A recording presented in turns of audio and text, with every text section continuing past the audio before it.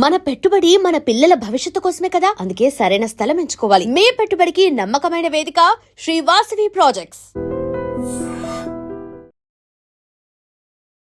రమణ మహర్షుల వారు మనందరికీ కూడా ఎన్నెన్నో మంచి ఉపదేశాలు ఇవ్వటం జరిగింది. వాటిలో కొన్ని మా అందరికీ ఉపయోగపడేవి ఏవైనా తెలియజేయండి. రమణ మహర్షుల వారు మొత్తం సమాజానికి ఇచ్చినటువంటి సందేశం ఏంటి అంటే, నేను ఎవరు. ఈ విషయాలని ఎందుకు చెప్పారు, ప్రత్యేకించి ఇదే ఎందుకు, దానిని పరిశీలన చేస్తే ఈ ఆలోచన తరంగాలు లోపల ఎక్కువైపోయి ఆహారం మానేసింది, అలా పడుకొని ఉండిపోయింది. కాబట్టి నువ్వు ఇంకా వెళ్ళు అని చెప్తుంది. ఎటువంటి విధానాలు మనం నిత్యము ఆచరిస్తుంటే నేను ఎవరు అనేది తెలుసుకోవచ్చు అంటారు. తెలుసుకున్న తర్వాత కూసు విద్య అంటారు, తెలియకపోతే బ్రహ్మ విద్య అంటారు. 702 శ్లోకాలతో కూడుకున్నటువంటి భగవద్గీతలో చక్కగా చెప్పారు. కానీ ప్రస్తుత రోజుల్లో మేము చదవాలి అనే ఆలోచన ఎక్కడొస్తుందమ్మా? ఆ ఆలోచన కలగడానికే ఆశ పెరిగినవాడు, అహము పెరిగినవాడు తనకు తానే కీడు ఓకు నలమ్మ. ఇదంతా సాధ్యపడేదంటారా? ఖచ్చితంగా సాధ్యమే. అతనే కలి. 75% పాపం పెరిగిపోయింది. పాపం అనేది ఎక్కడుంది? వేరుగా ఉంది. ఎడన్నా పాపాన్ని ఎత్తి చూపిద్దామా? చేతిలో చూపించగలమా? కలియుగం ఆరంభమై 5160 సంవత్సరాలైంది ఈ రోజుకి. ఆధ్యాత్మికతకున్న అర్థమే తెలియక అంధుడైపోతున్నడమ్మా మనిషన్నవాడు.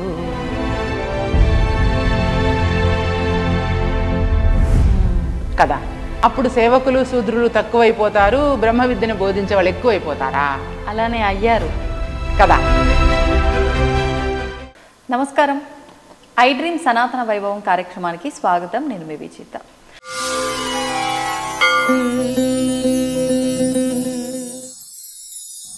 ప్రస్తుతం మనతో పాటు ఉన్నారు తెలుగు ఆచార్యులు, ధార్మిక ఆధ్యాత్మిక కార్యక్రమాలపైన రేడియో ప్రసంగాలు ఇస్తూ ఉంటారు.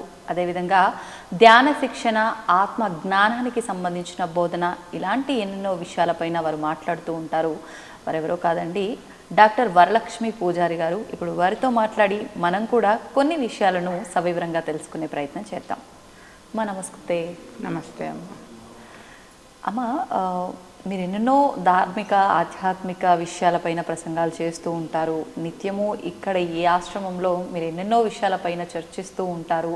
పొద్దున్న నుంచి నైట్ వరకు కూడా ఎన్నెన్నో మంచి మంచి విషయాలు. ముఖ్యంగా అసలు ఫస్ట్ ఈ విషయాలన్నిటి గురించి మాట్లాడుకునే ముందు రమణుల గురించి మాట్లాడుకుందాం. రమణ మహర్షుల వారు మనందరికీ కూడా ఎన్నెన్నో మంచి ఉపదేశాలు ఇవ్వటం జరిగింది. వాటిలో కొన్ని మా అందరికీ ఉపయోగపడేవి ఏవైనా తెలియజేయండి. అలాగే అమ్మ. రమణ మహర్షుల వారు మొత్తం సమాజానికి ఇచ్చినటువంటి సందేశం ఏంటి అంటే, నేను ఎవరు. ఇది పరిశీలన చేసుకో. నీకు నీవుగా పరిశీలన చేసి నీవెవరో నీకు నీవుగా గ్రహించు. ఎవరికి వారు వేసుకోవాల్సిన ప్రశ్న. ఎవరికి వారు అంటే అందరికీ ఆయన ఇచ్చినటువంటి ప్రశ్న నేనెవరు కదా. నేనెవరిని అని నేను ప్రశ్నించుకోవాలి. ప్రతి ఒక్కరూ అలా ప్రశ్నించుకున్నప్పుడు నేనెవరిని, నేను ఇక్కడ ఎందుకోసం వచ్చాను, అసలు ఈ పుట్టుక ఏమిటి, ఎటువంటి విలువలతో కూడుకున్నటువంటి జీవన విధానాన్ని నేను కొనసాగించాలి అనేటటువంటి విషయం అనుభవంగా మనకి అర్థమవుతుంది. రమణ మహర్షుల వారు చెప్పినటువంటి ఉళ్ళదు 40 అనేటటువంటి గ్రంథం పేరు.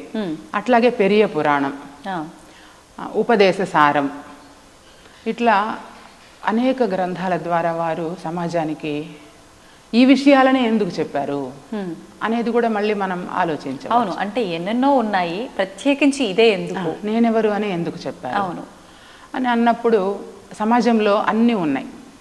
అంటే ఇంజనీరింగ్ విద్య, అట్లాగే వైద్య శాస్త్రం, వైద్య విద్య, కంప్యూటర్ విద్య, అంటే అంతరిక్షాన్ని తాకగలిగినటువంటి మేధ మానవునిలో ఉంది.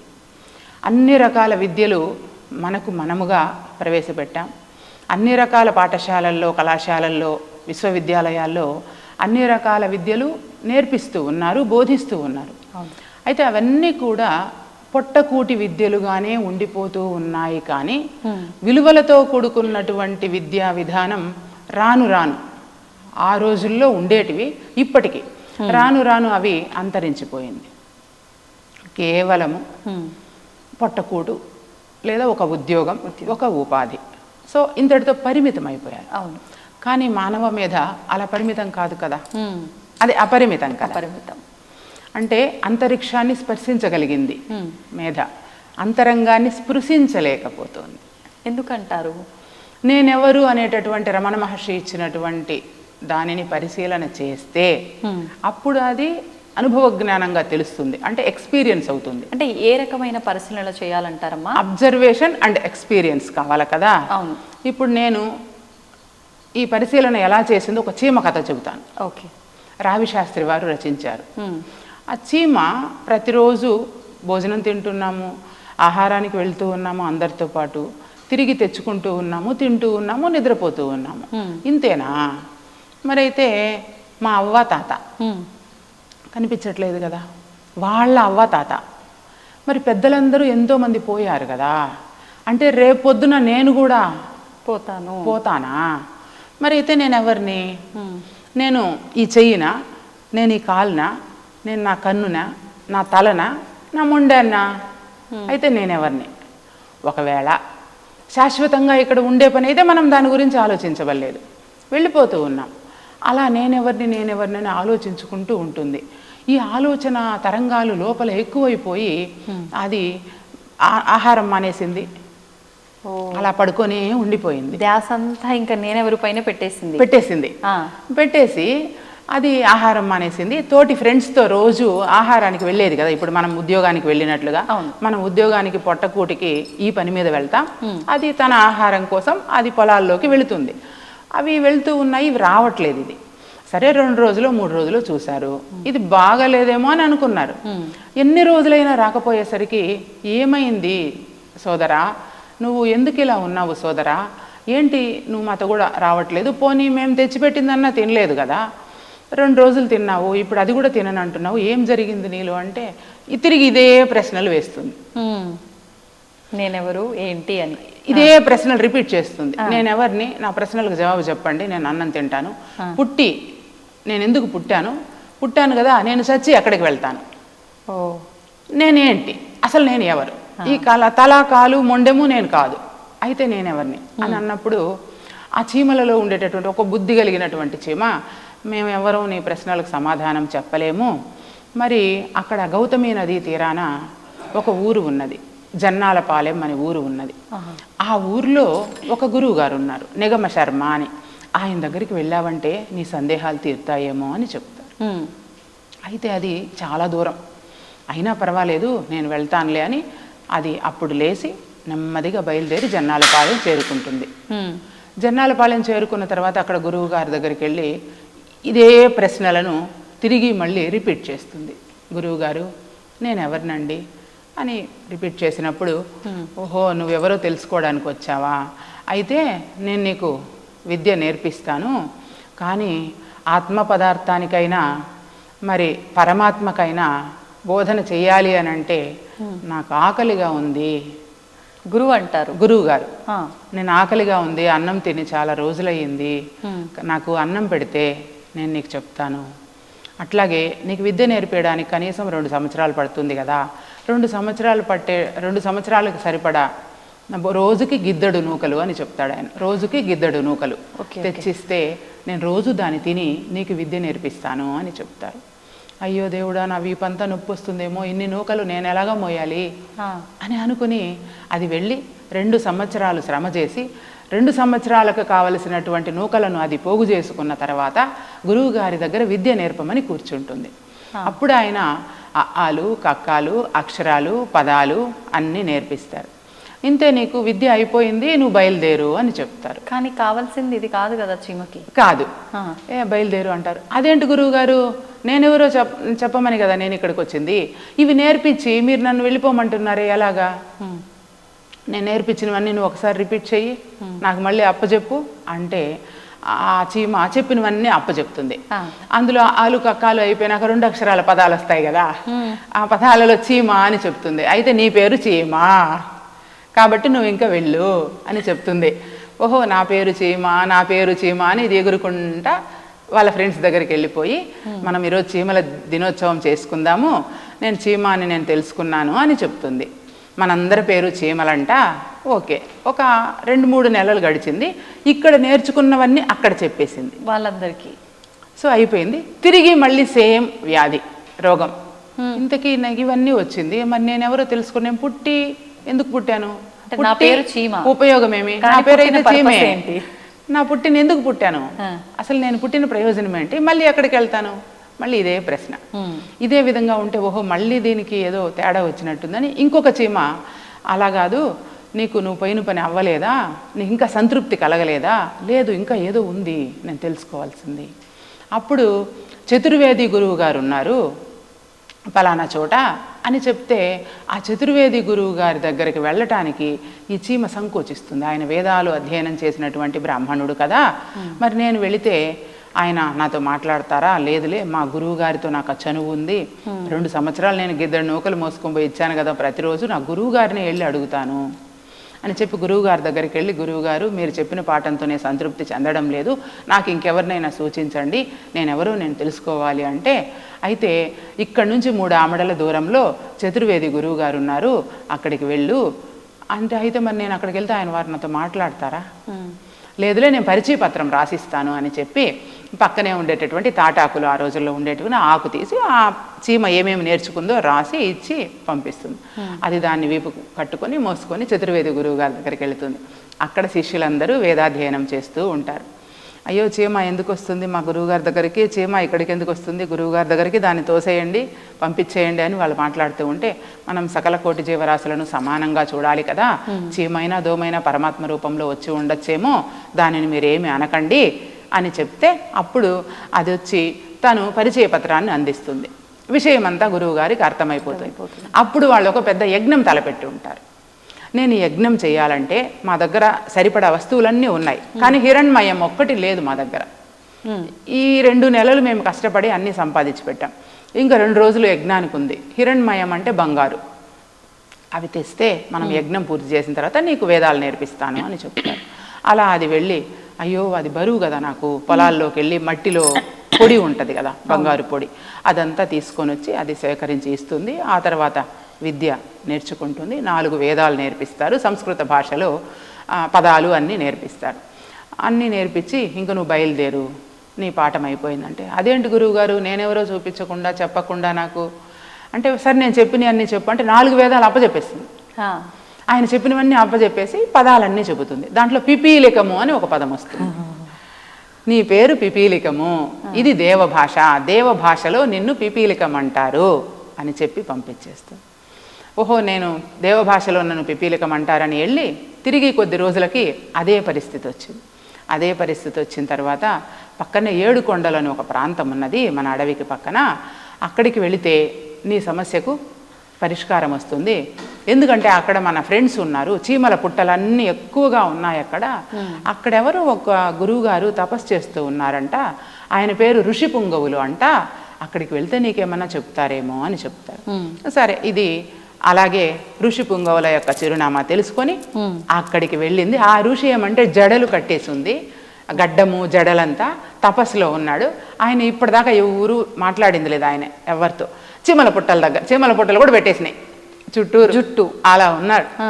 అయితే ఎవరు ఇక్కడికి వచ్చారబ్బా, మన ఫ్రెండ్ వచ్చిందని చెప్పి ఈ చీమ వెళ్ళగానే అవి ఫ్రెండ్స్ కదా అన్నీ, నేను ఋషి పుంగవుల వారిని చూడాలి అని చెప్తే, అప్పుడు రా ఋషి పుంగవులు ఇక్కడే తపస్సు చేస్తూ ఉంటారు, ఇప్పటి వరకు మాతో ఎప్పుడు పలకరించలేదు, నువ్వు రా అని చెప్తారు.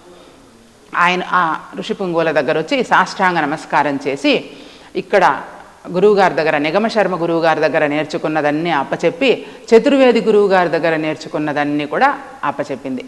అలా అప్పచెప్పిన తర్వాత నేనెవరిని నేను తెలుసుకోవాలని అనుకుంటూ ఉన్నాను అనగానే, ఎవరబ్బా ఇంత అనర్గళంగా ఈ అడవిలో ఇంత చక్కగా వేదాలను శాస్త్రీయంగా అధ్యయనం చేసి ఇంత చక్కగా చెప్తున్నారు ఎవరబ్బా అని తపస్సులో ఉన్నటువంటి గురువుగారు విని ఋషి పుంగవుల వారు కళ్ళు తెరిచి చూస్తే ఇది అన్నీ చెప్తుంది, మళ్ళీ రిపీట్ చేస్తుంది.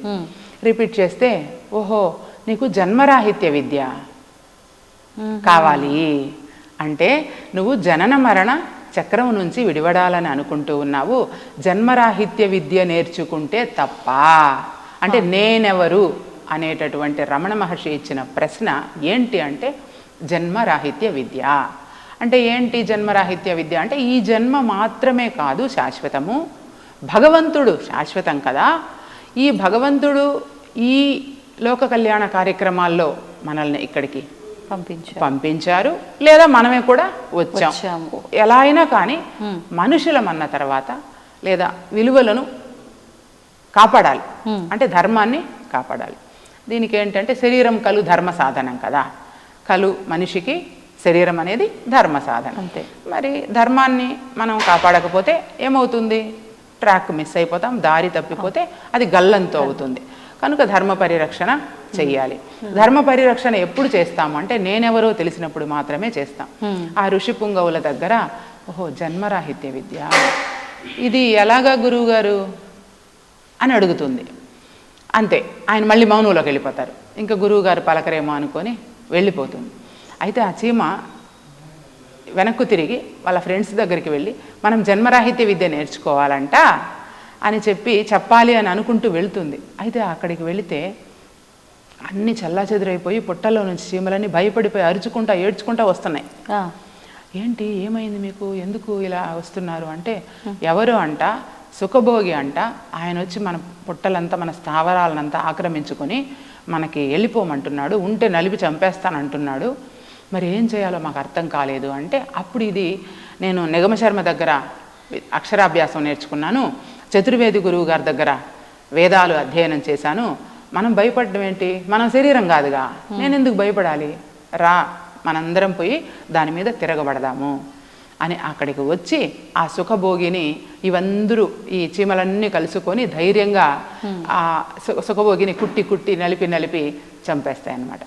అయితే అంతకుముందు సుఖభోగి ఒక ప్రశ్న వేస్తాడు.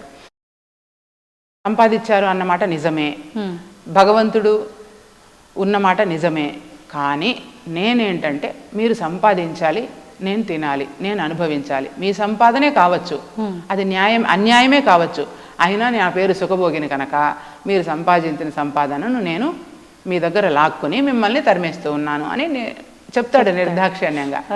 అందుకని చెప్పి అవన్నీ కూడా కుట్టి ఆ సుఖభోగిని చంపేస్తాయన్నమాట.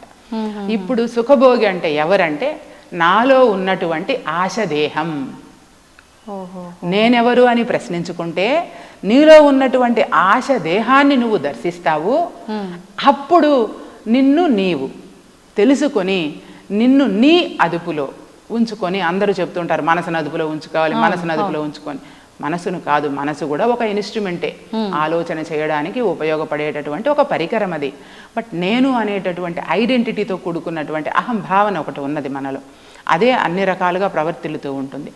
ఆ నేనును గనక దర్శిస్తే తెలుసుకుంటే అప్పుడు తనను తాను తెలుసుకుంటుంది. నేను శాశ్వతం కాదని, పరమాత్మ శాశ్వతమని, నిత్య సత్యమైన భగవంతుడిని దర్శించినప్పుడు జ్ఞానంతో కూడుకున్నటువంటి జీవితాన్ని, విలువలతో కూడుకున్నటువంటి జీవితాన్ని జీవిస్తారు అనే విషయం ఆ నేనెవరు ప్రశ్న ద్వారానే బోధపడుతుంది. మరో మార్గం లేదుగాక లేదు. అందుకనే సమాజానికి ఆ నేనెవరు అనే ప్రశ్నను అలా విసిరేసి ఆయన అందరినీ ఆలోచింపజేశారు.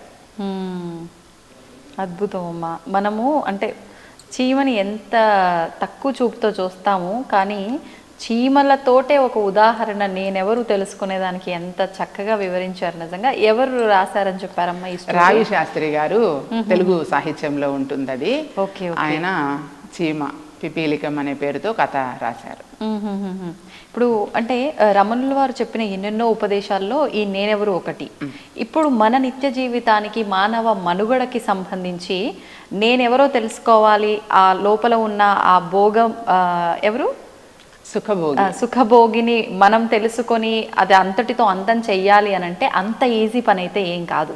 అంటే ఎటువంటి విధానాలు మనం నిత్యము ఆచరిస్తుంటే మనం నేను ఎవరు అనేది తెలుసుకోవచ్చు అంటారు, దాన్ని మనం శాశ్వతంగా అంతం చేయొచ్చు అంటారు?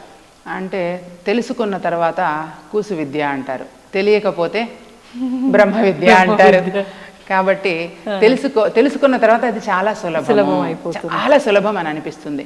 ఇన్ని ఆరాట పోరాటాలలో అల్లలాడడం కంటే ఆప్యాయంగా అనురాగంతో లోపలికి వెళ్ళి మనతోటి లోపలికి వెళ్ళి ఆ పరిశీలన అనేది అబ్జర్వేషన్ అనేది చేయాలి. దానికి ఒక క్రమ పద్ధతి ఉంది. అదేంటి క్రమ పద్ధతి అంటే అది భగవద్గీతను ఆధారంగా చేసుకొని మనం చెప్పవచ్చు. ఎందుకంటే ఇప్పుడు మన విజిత అమ్మ చెప్పింది అంటే వినరు, వరలక్ష్మి అమ్మ చెప్పింది అంటే వినరు. భగవద్గీతలో ఇలా ఉంది అంటే ఒక నమ్మకం ఉంది కనుక మనకు నేర్చుకోవాలని అనుకున్నప్పుడు భగవద్గీతలో ఉండేటటువంటి క్రమ పద్ధతిని మనం ఆచరించాలి. ఇప్పటికీ ఉన్నటువంటి ఆధునిక నాగరికమైనటువంటి ఈ రోజులలో సమయం లేదు అని అనుకుంటూ ఉన్నారు కనుక 4 వేదాలను మనం ముందర వేసుకొని చదవలేము. అట్లాగే ప్రామాణికమైనటువంటి అనేక గ్రంథాలు ఉన్నాయి, అది కూడా చదవలేము. ఉపనిషత్తులు ఎన్నో ఉన్నాయి, వాటిల్లో నుంచి 10 ఉపనిషత్తులుగా ఇప్పుడు చదువుకుంటూ ఉన్నారు అన్నింటి సారాన్ని. ఆ 10 ఉపనిషత్తులు కూడా ఇప్పుడు చదవలేము. ఆ తరువాత ప్రస్థానత్రయమని భగవద్గీత, ఉపనిషత్తులు, బ్రహ్మసూత్రాలు, ఇవి 3 ఉన్నాయి. ఈ మూడింటిని కూడా చదివే అంత తీరిక లేదు. బ్రహ్మసూత్రాలలో 555 సూత్రాలు ఉంటాయి. ఇవన్నీ కూడా చదువుకునేదానికి వీలు కాదు గనక ఇప్పుడు ఇది చిన్న పుస్తకం భగవద్గీత, 702 శ్లోకాలతో కూడుకున్నటువంటి భగవద్గీతలో ఏమి చెప్పారంటే క్రమ పద్ధతిలో మనకు నేనెవరో తెలుసుకునేటట్లుగా అందులో శ్లోకాలను అమర్చి చక్కగా చెప్పారు. కాబట్టి ఏ గ్రంథాలు అవసరం రాకుండానే ఇప్పుడు ఉపదేశసారమైన మీరు భాగవతమైన ఏ గ్రంథంలో అయినా విషయం ఒకటే, ఏది నేనెవరో తెలుసుకోవడమే. అందుకని ఇప్పుడు మనకు అందుబాటులో ఉన్నది ఇదే గనక ఇందులో క్రమ పద్ధతి చెప్పారు. ఏంటి ఆ క్రమము అంటే 1వ అధ్యాయము అర్జున విషాద యోగం. దీంట్లో నిత్య అనిత్య వివేకము అనేది మనలో ఉన్నటువంటి ఎవరైతే సుఖభోగి మనిషిలో ఉన్నాడో, ఈ శరీరాన్ని నడిపిస్తూ ఈ శరీరానికి డైరెక్షన్స్ ఇస్తూ ఉన్నటువంటి ఒక డ్రైవర్ ఎవరైతే ఉన్నారో ఆ డ్రైవర్కి మనము ఈ నిత్యము ఏది అనిత్యము ఏది అనే జ్ఞానాన్ని అందిస్తే, ఎందుకంటే ఏదైతే నవ్వుతుందో అదే ఏడుస్తుంది లోపల, అంతేనా? నవ్వేది వేరు ఏడ్చేది వేరు కాదు కదా. కొద్దిసేపు అమ్మ చాలా గొప్పది చాలా మంచిది అంటుంది, కొద్దిసేపు తర్వాత అబ్బా ఆమె అసలు మంచిది కాదు అని ఇంకా ఎన్నో చెప్తుంది. అంటే కొద్దిసేపు అవునని కొద్దిసేపు కాదని ఇలాగా రకరకాలుగా క్లారిటీ లేకుండా ఆ ఉండటానికి కారణం ఏంటంటే ఇది ఒక గీత అన్నమాట, మార్గం గీత కదా. అంటే నేనెవరు తెలుసుకోవడానికి ఉపయోగపడే ఒక గీత, అంటే రోడ్ అంతే. అంటే మీరు చెప్తున్నారు బాగుంది, అంటే నేనెవరో తెలుసుకోగలిగితే దాన్ని ఒక ఆచరణలో పెట్టాలి అని అంటే ఒక మార్గదర్శకం గీత అని చెప్పి. కానీ ప్రస్తుత రోజుల్లో గీతని ఏ రకంగా చూస్తున్నారు అంటే ఎంతో ఒకప్పటి కాలం కన్నా ఇప్పుడు ఎంతో అంటే ప్రచారం జరుగుతోంది గీతకు సంబంధించి. గీత కనుక మీరు చదివితే మీ రాతని మార్చుకోవచ్చు అన్నట్లుగా చెబుతున్నారు ఎంతోమంది. కాకపోతే గీత అనగానే అందరికీ గుర్తొచ్చేది అదొక పవిత్రమైన పుస్తకం, ఒక గ్రంథం అని చెప్పి పూజ గదిలో పెట్టి పూజ చేసే వరకు, లేదు అంటే ఏ సమయంలో పడితే ఆ సమయంలో గీతని తాకకూడదు అని చెప్పి భద్రంగా అల్మారాలో పెట్టే వరకు, లేదు అంటే మరణించిన వారి దగ్గర మరణించిన వాళ్ళు ఏదో లేచొచ్చి మళ్ళీ వాళ్ళు లైఫ్ని సక్రమంగా నడుపుకుంటారు అన్నట్లుగా వాళ్ళ దగ్గర ఆ గీత శ్లోకాలన్నీ ప్లే చేయటము, ఈ 3 రకాలుగానే ఎక్కువగా గీతను ఉపయోగిస్తున్నారేమో అనిపిస్తుంది. మరి అటువంటప్పుడు మంచి మార్గంలో వెళ్ళాలి, మేము చదవాలి అనే ఆలోచన ఎక్కడొస్తుందమ్మా? ఆ ఆలోచన కలగడానికే భగవద్గీతను క్రమ పద్ధతిలో అధ్యయనం చేసినప్పుడే వస్తుంది. అలా అధ్యయనం చేయడానికి మొదటి అధ్యాయంలో మనకి ఏం తెలుస్తుంది అంటే ఏది నిత్యము ఏది అనిత్యము అనేటటువంటి వివేచన. అసలు ఈ నిత్యము ఏంటి అనిత్యము ఏంటి వివరణ చెప్తాను. వివేచన ఎక్కడ కలుగుతుంది? మన లోపలే. ఎక్కడ? ఏదైతే ఇప్పుడు అవివేకంతో ఉందో, ఏదైతే విషయం తెలియకుండా ఉందో దానికే వివేచన కలుగుతుంది. నిత్యము అంటే ఎప్పటికీ మారనిది, శాశ్వతమైనది, సత్యమైనది, వికారము లేనిది, సనాతనమైనది.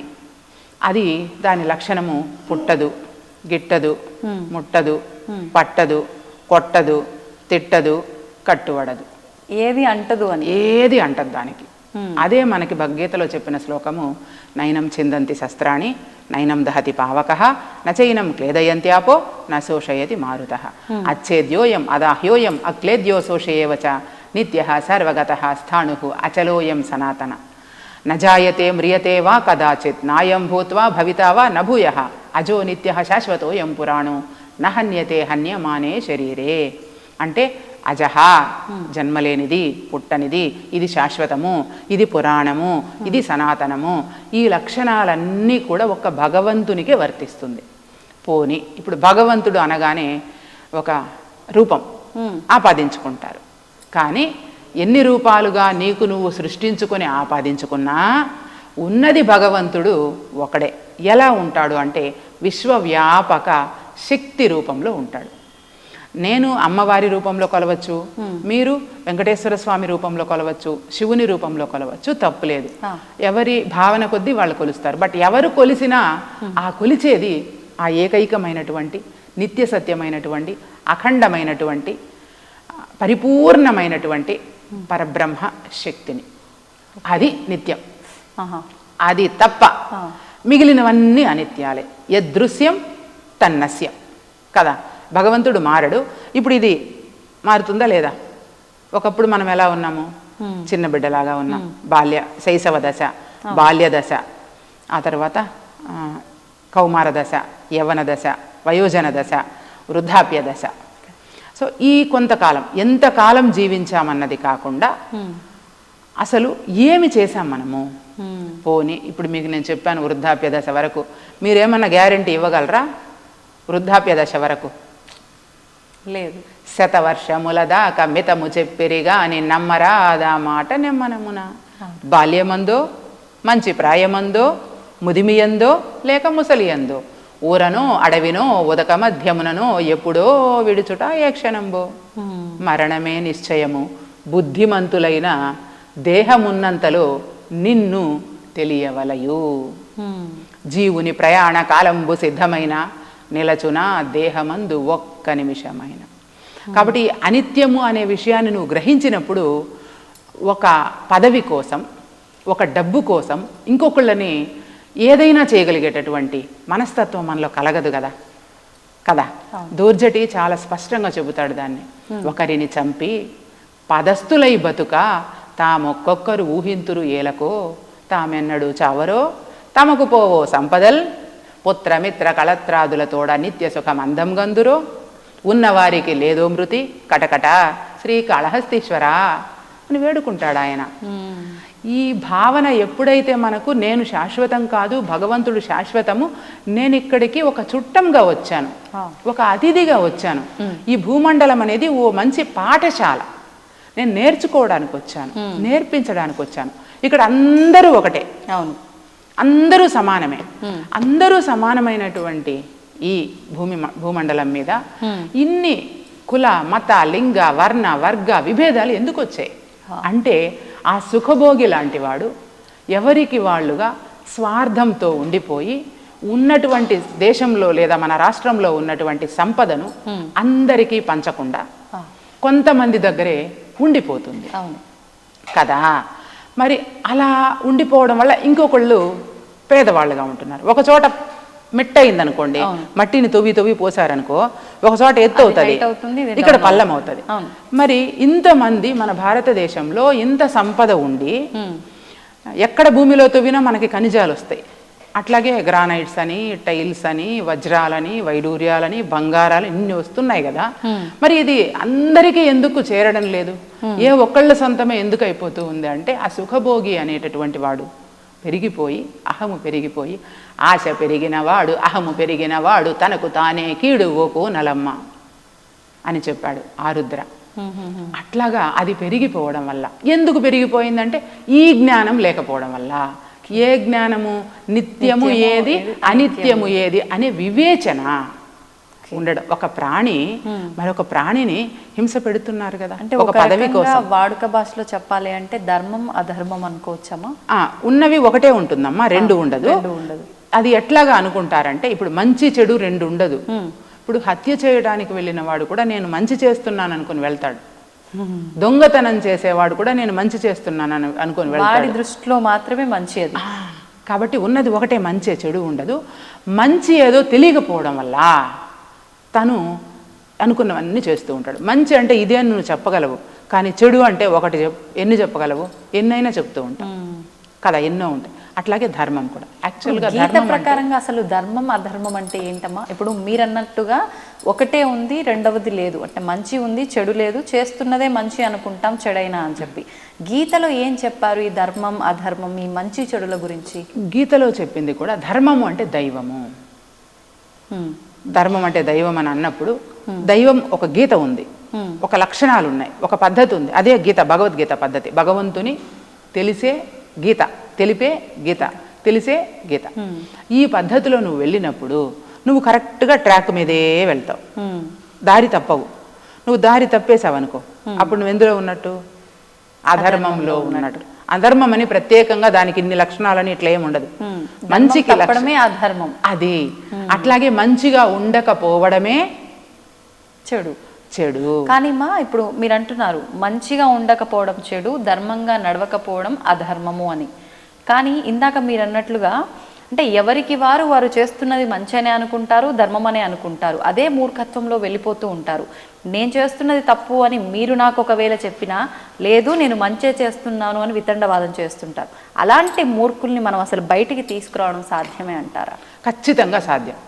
ఎందుకంటే గీతలో చాలా సులభంగా ఉంది కదా. ఇప్పుడు తనకి ఆ సుఖభోగే కదా అంటుంది. ఇప్పుడు తప్పు చేసినది ఆ ఫిజికల్ బాడీనా, తనలో ఉండేటటువంటి ఆ సుఖభోగినా? తప్పు ఏదైతే అధర్మం అంటున్నామో దాన్ని చేస్తున్నది తన యొక్క భౌతిక శరీరమా, తనలో ఉన్నటువంటి ఆ భావన అయి ఉండొచ్చు కదా. ఎంత సింపుల్. ఆ భావాన్ని మనం మార్చేస్తే సాఫ్ట్వేర్ అంటే నీ సాఫ్ట్వేర్ లో వైరస్ పట్టింది. ఆ వైరస్ కి మందు వేయాలి. ఆ మందే భగవద్గీత. అందుకే భగవద్గీత మొదటి అధ్యాయంలో అర్జున విషాద యోగంలో విషాదం అంటే ఏమిటి అని బోధిస్తూ, ఇది సంపదలంతా కూడా అనిత్యము, మరి ఈ అనిత్యమైనటువంటి సంపదల కోసం నేను ఎందుకు యుద్ధం చేయాలి అని కూడా ఒక సందర్భంలో ఆయన ప్రశ్నిస్తాడు మన అర్జునుడు. కాబట్టి ఎప్పుడైతే నిత్య అనిత్య విభజన తెలిసిపోతుందో, అంటే ఆత్మ అనాత్మ, భగవంతుడు మిగిలినవన్నీ కూడా అశాశ్వతం కనుక దానిని భగవంతుడని చెప్పలేము. కాబట్టి ఎప్పటికీ ఉండేది భగవంతుని తత్వము, భగవంతుని శక్తి. మరి మన డ్యూటీ ఏంటి ఇక్కడ అంటే ధర్మ సంస్థాపన. ధర్మ సంస్థాపన అంటే ఏమి అంటే విలువలతో కూడుకున్నటువంటి జీవన విధానం. ఏంటి అసలు ఈ విలువలు ఏంటమ్మా? ఏంటి విలువలు అంటే ఒక మనిషి మరొక మనిషిని ఏ రకంగానూ కూడా బాధించకుండా ఉండడం. నేనే నాకే కావాలన్నీ, నేనే ఉన్నాను, స్వార్థం అవి లేకపోవడమే విలువలతో కూడుకొని జీవించడం. అలాంటి వారు ఉన్నారంటారా అసలు? అదే మీకు ఇందాక చెప్పాను కదా, సంపద ఒకరి చేతిలోనే ఉండిపోతుంది, అట్లాగా అయిపోయింది. అలాంటి వాళ్ళు రమణ మహర్షుల వారు ఉండినారు కదా, ఈరోజు మనం వింటున్నాం కదా. అట్లాగే రామకృష్ణ పరమహంస ఉండినారు కదా, మనం వింటున్నాం కదా. అప్పట్లో వారికి సాధ్యపడింది. ఇప్పుడు ఈ కలియుగంలో ప్రస్తుత రోజుల్లో ఎవరైనా ఉన్నారు అని చెప్పొచ్చు అంటారా? అంటే ప్రతి ఒక్కరి దగ్గర ఎంత ధర్మంగా వెళ్ళే వారి దగ్గరైనా నేను నా కుటుంబం అనే ఒక చిన్న ఆ భావన అయినా ఉంటుందేమో అని. నేను నా కుటుంబం కూడా కలిసి ఏం చేయాలి అంటే ఎదుటి వ్యక్తిలో ఆ ధర్మాన్ని స్థాపించాలి. ధర్మ సంస్థాపన అంటే ఎక్కడికో వెళ్ళి చేయడం కాదు. ఆ ఏదైతే లోపల స్వార్థపూరితమైనటువంటి నేను ఏదైతే ఉన్నదో, అహం ఏదైతే ఉన్నదో ఆ భావనలోకి వెళ్ళి నేను నా కుటుంబం అంతా కూడా మీ భావనను మార్చి ఆ సరి అయినటువంటి ట్రాక్ తప్పింది కదా, తిరిగి ట్రాక్ మీద ప్రయాణం చేసేటట్టు బోధించగలగాలి. ఆ బోధించడానికి గీత ఉంది కదా. ఖచ్చితంగా దీంట్లో మనుష్యాణం సహస్రేషు, కోటికొకరు ఖచ్చితంగా ఉంటారు, అయితే అరుదుగా ఉంటారు. ఇప్పుడు ఉదాహరణకు నా ఉదాహరణ, నాకు చిన్ననాటి నుంచి, నాకు ఊహ తెలిసినప్పటి నుంచి కూడా నాకు తెలిసిన వారికి, బంధువులు కావచ్చు, స్నేహితులు కావచ్చు, నాతోటి చదువుకున్న వాళ్ళు కావచ్చు, ఎవరైనా సరే ఇటువంటి విషయాల మీద ఆసక్తి లేదా తెలుసుకోవాలి అని ఉండే వాళ్లకు నిరంతరం నేను ఈ ధర్మాన్ని స్థాపన చేస్తూ ఉంటాను. ధర్మం అంటే దైవం కదా, దైవం అంటే దైవ లక్షణాలు, దైవ శక్తి కదా. ఎక్కడ స్థాపన చేస్తాను? మనకేమైనా కనిపిస్తుందా? అది కనిపించదు. మీ యొక్క లోపల జ్ఞానంలో, జ్ఞాతలో, దానిని జ్ఞాత అంటారు. గ్రహించేవాడిని మన లోపల ఉంటాడు డ్రైవర్ అని చెప్పాను కదా, జ్ఞాత అంటారన్నమాట. అది దానికి మనం విలువలను, ఆ ధర్మాన్ని ఆ దైవాన్ని దాని లోపల స్థాపింపజేయడం. ఎట్లా స్థాపింపజేయడం మీకు ఉదాహరణ చెప్తాను. ఇప్పుడు మనకు పరమానంద శిష్యుల కథ అందరికీ తెలిసింది, సులభంగా అర్థమవుతుంది. 10 మంది నది దాటడానికి వెళ్ళారు, తెలుసు కదా. నది దాటిన తర్వాత ఎంచుకుంటారు వాళ్ళు, 9 మందే ఉన్నారు అని ఏడుస్తూ ఉంటారు. నదిలో ఒకడు మునిగిపోయాడు, మరి ఇంకొకడు వస్తాడు, వాడు మళ్ళీ 9 మందిని ఎంచుతాడు. ఆ కథే అన్నమాట. అప్పుడేమవుతుందంటే దారిలో పోయేవాళ్ళు, ఏం నాన్న ఏం జరిగింది, ఎందుకు ఇట్లా ఏడుస్తూ ఉన్నారంటే, మేము ఇట్లాగా ఒకళ్ళు మిస్ అయిపోయాము అంటే, ఉండు నేను ఎంచి చూస్తాను అని చెప్తే 10 మంది. అది ఎట్లాగా 10 మంది ఉన్నారు? ఆ అబ్బాయి మీద ఒక ముటిక్క వేసి, నువ్వు నిన్ను లెక్కేసుకోలేదంటే, ఓ అవును కదా నేను కదా అని గ్రహిస్తాడు. అలాగా గ్రహించేటట్లు, ఓహో చీమ గ్రహించింది కదా, ఓహో నేను శరీరం కాదు కదా, నేను ఇక్కడే ఉండను, నేను ఉన్నది ఇక్కడ ఎందుకు, ధర్మ సంస్థాపనకు, విలువలతో కూడుకున్న జీవన విధానాన్ని నేను జీవించడానికి కదా నేనున్నది అనే గ్రహణ నిరంతరం నీలో ఉన్నప్పుడు, నువ్వు ఒక వ్యక్తి మరొక వ్యక్తిని ఏ పదవి కోసమో ఏ ధనము కోసమో ఇబ్బంది పెట్టడం కానీ ఏదో రకంగా చేయడం కానీ జరుగుతుందంటారా? జరగదు. రమణ మహర్షి ఏ రోజైనా ఎవరినైనా ఇబ్బంది పెట్టాడా? రామకృష్ణ పరమహంస ఇబ్బంది పెట్టాడా? సీతమ్మ ఇబ్బంది పెట్టిందా? లేదు. మరి రావణాసురుడు, హిరణ్యకశిపుడు, ప్రహ్లాదుడు ఉన్నాడు. ప్రహ్లాదుడి జ్ఞానం చూసారా? ఎంత చక్కగా చెప్తాడు. నువ్వు అసలు ఎవరిని చూసుకొని విర్రవీగుతూ ఉన్నావు అంటే, ఏముంది అంతటా వ్యాప్తమై ఉన్నటువంటి ఆ భగవంతుడే నాకు దిక్కు అని సులభంగా చెప్తాడా లేదా? మరి ఆ భావన ప్రతి మనిషిలో ఉన్నది అనుకోండి, ధర్మ యుగం అయిపోదు, దైవ యుగం అయిపోదు, ఈ భూమండలం అంతా దివ్య మండలంగా మారిపోదు. ఇప్పుడు కోర్టులు ఎందుకు, ప్రభుత్వం ఎందుకు, చట్టాలు ఎందుకు, పోలీసులు ఎందుకు, ఇన్నెందుకు? ఏ మనిషికి ఆ మనిషి ధర్మ మార్గంలో ఉంటే అలా మంచి జరుగుతుంది, ధర్మంగా ఉంటుంది. కానీ ఉన్న 4 యుగాల్లో ఒక్కొక్క యుగానికి ఒక్కొక్క పేరు, ఆ పేరుకు తగ్గట్టుగా ఆ యుగంలో ధర్మం ఎన్ని పాదాల పైన నడుస్తుంది, ఆ యుగంలో ఎందుకు ఇలా ఉంటారు అనేది ఆల్రెడీ నిర్ణయించబడింది అని చెప్పి అంటూ ఉంటారు. ఇప్పుడు ఆఖరికి వచ్చేసరికి ఈ 4వ యుగం కలియుగము. ఈ కలియుగంలో కలి ప్రభావం వల్ల ఖచ్చితంగా పాపాలే పెరిగిపోతాయి, అధర్మమే నడుస్తూ ఉంటుంది అని చెప్పి అది నిర్ణయించబడినప్పుడు కొత్తగా మనం ధర్మస్థాపన చెయ్యాలి, మనం ఇలా ఉండాలి, మనం స్వార్థంగా ఉండకూడదు అని అంటే ఇదంతా సాధ్యపడేదంటారా? ఖచ్చితంగా సాధ్యమే. ఇప్పుడు మీరు చెప్పిన అంశాన్ని మీరు అర్థం చేసుకున్న కోణం వేరు. సరైన కోణంలో మీరు అర్థం చేసుకుంటే ఇప్పుడు మీరే చెప్తారు. సుఖభోగి అని మనం అనుకున్నామే, అతనే కలి, అతను వేరు కాదు, ఎక్కడో లేడు, మనలోనే ఉన్నాడు, అతనే కలి. స్వార్థమే కదా. ఇప్పుడు మీకు యుగాల గురించి ఒక్క నిమిషంలో చెప్తాను. కృతయుగంలో ధర్మము 4 పాదాల మీద నడిచింది అని చెప్పారు. అవును. అంటే అర్థం ఏమనుకుంటున్నారు? 4 కాళ్ళు వచ్చినాయా నడవటానికి ధర్మానికి? అలా కాదు. ఆ రోజుల్లో 100కు 100 మంది విలువలతోనే కూడుకొని జీవించేవాళ్ళు. 100 మంది ఉన్నారు అంటే 4 పాదాలు అంటే ఉన్నటువంటి అందరూ అని. 100 మందో 1,00,00,000 మందో ఎంతమంది ఉన్నారో ఆ ఉన్నంత మంది కూడా ఎలా వాళ్ళు ఉండేవాళ్ళు అంటే, ప్రతి ఒక్కరూ విలువలతో కూడుకున్నటువంటి విద్యను, అంటే స్కూల్కి వెళ్ళి నేర్చుకునేదే కాదు విద్య, స్వయంగా గురువుల దగ్గర స్వయంగా పరిశీలన చేసి ఈ ప్రపంచాన్ని గమనించి నా దేహాన్ని నేను గమనించి చేసేటటువంటిది విద్య. అట్లాగా అందరూ కూడా 4 పాదాలు అంటే 4 భాగాలు. దేవతలేనా మనుషులు కూడా ఉన్నారా ఎక్కడ? కృతయుగంలో అందరూ. మనం ఇప్పుడు అందరం దైవంగా, ఇప్పుడు మనము ఇప్పుడు నేను చెప్పిన దైవ లక్షణాలను మనం అందరం పుణికి పుచ్చుకొని అలాగా మనం నడుచుకున్నాం అనుకో, మనం అందరం కూడా దేవతలమే కదా. లక్షణాలే కదా తేడా. క్యారెక్టర్. దేవతలు మీన్స్ భగవంతుడు. కరెక్ట్. శాశ్వతం అన్నారు, అనిత్యం అన్నారు. కానీ మనం శాశ్వతం కాదే, మనం కూడా భగవంతుడమే అనుకుంటాం కదా. అంటే మీరు మనము అంటే శరీరం అని అనుకుంటున్నారా? ఆ లోపల ఉన్నటువంటి సుఖభోగి అని అనుకుంటున్నారా? ఇవి 2 మీరు కాదు కదా. ఈ ధర్మం ఈ 4 యుగాల గురించి చెప్పాక మళ్ళీ అది నేను చెబుతాను, అది మిస్ అయ్యింది కదా. ఇప్పుడు అందరూ కూడా విలువలతో కూడుకున్న జీవన విధానం గడిపారు అని చెప్పాను. అయితే అది కొంచెం ఏమైందంటే, ఆ 4 పాదాల నుంచి కృతయుగం తర్వాత త్రేతాయుగం. త్రేతాయుగంలోకి వచ్చేటప్పటికి 100కు 25% మంది నెమ్మదిగా బాహ్య ప్రపంచానికి తాదాత్మ్యము చెంది 25% మంది ఏమైపోయారు అంటే దారి తప్పిపోయారు. ఇప్పుడు ధర్మం ఎంత ఉంది అక్కడ? 3 భాగాలు మాత్రమే. పాదము అంటే భాగము, నడక. 3 పాలు మాత్రమే త్రేతాయుగం. అయిపోయిందా? ద్వాపర యుగంలో ఈ 25 మంది ఊరుకోరు కదా. నువ్వు సినిమా చూడని పోయావనుకో, అమ్మ సినిమా చూడని పోయింది, నేను పోవాలి కదా. మీరు బాగా తాజ్ హోటల్ లాగా పెద్ద బిల్డింగ్ కట్టుకున్నారు, మీలాగా నేను కూడా కట్టుకోవాలి. పోల్చుకొని 25 మంది కాస్త ఇప్పుడు ఏమైపోయారు? ద్వాపర యుగానికి వచ్చేటప్పటికి 50 మంది అయ్యారు.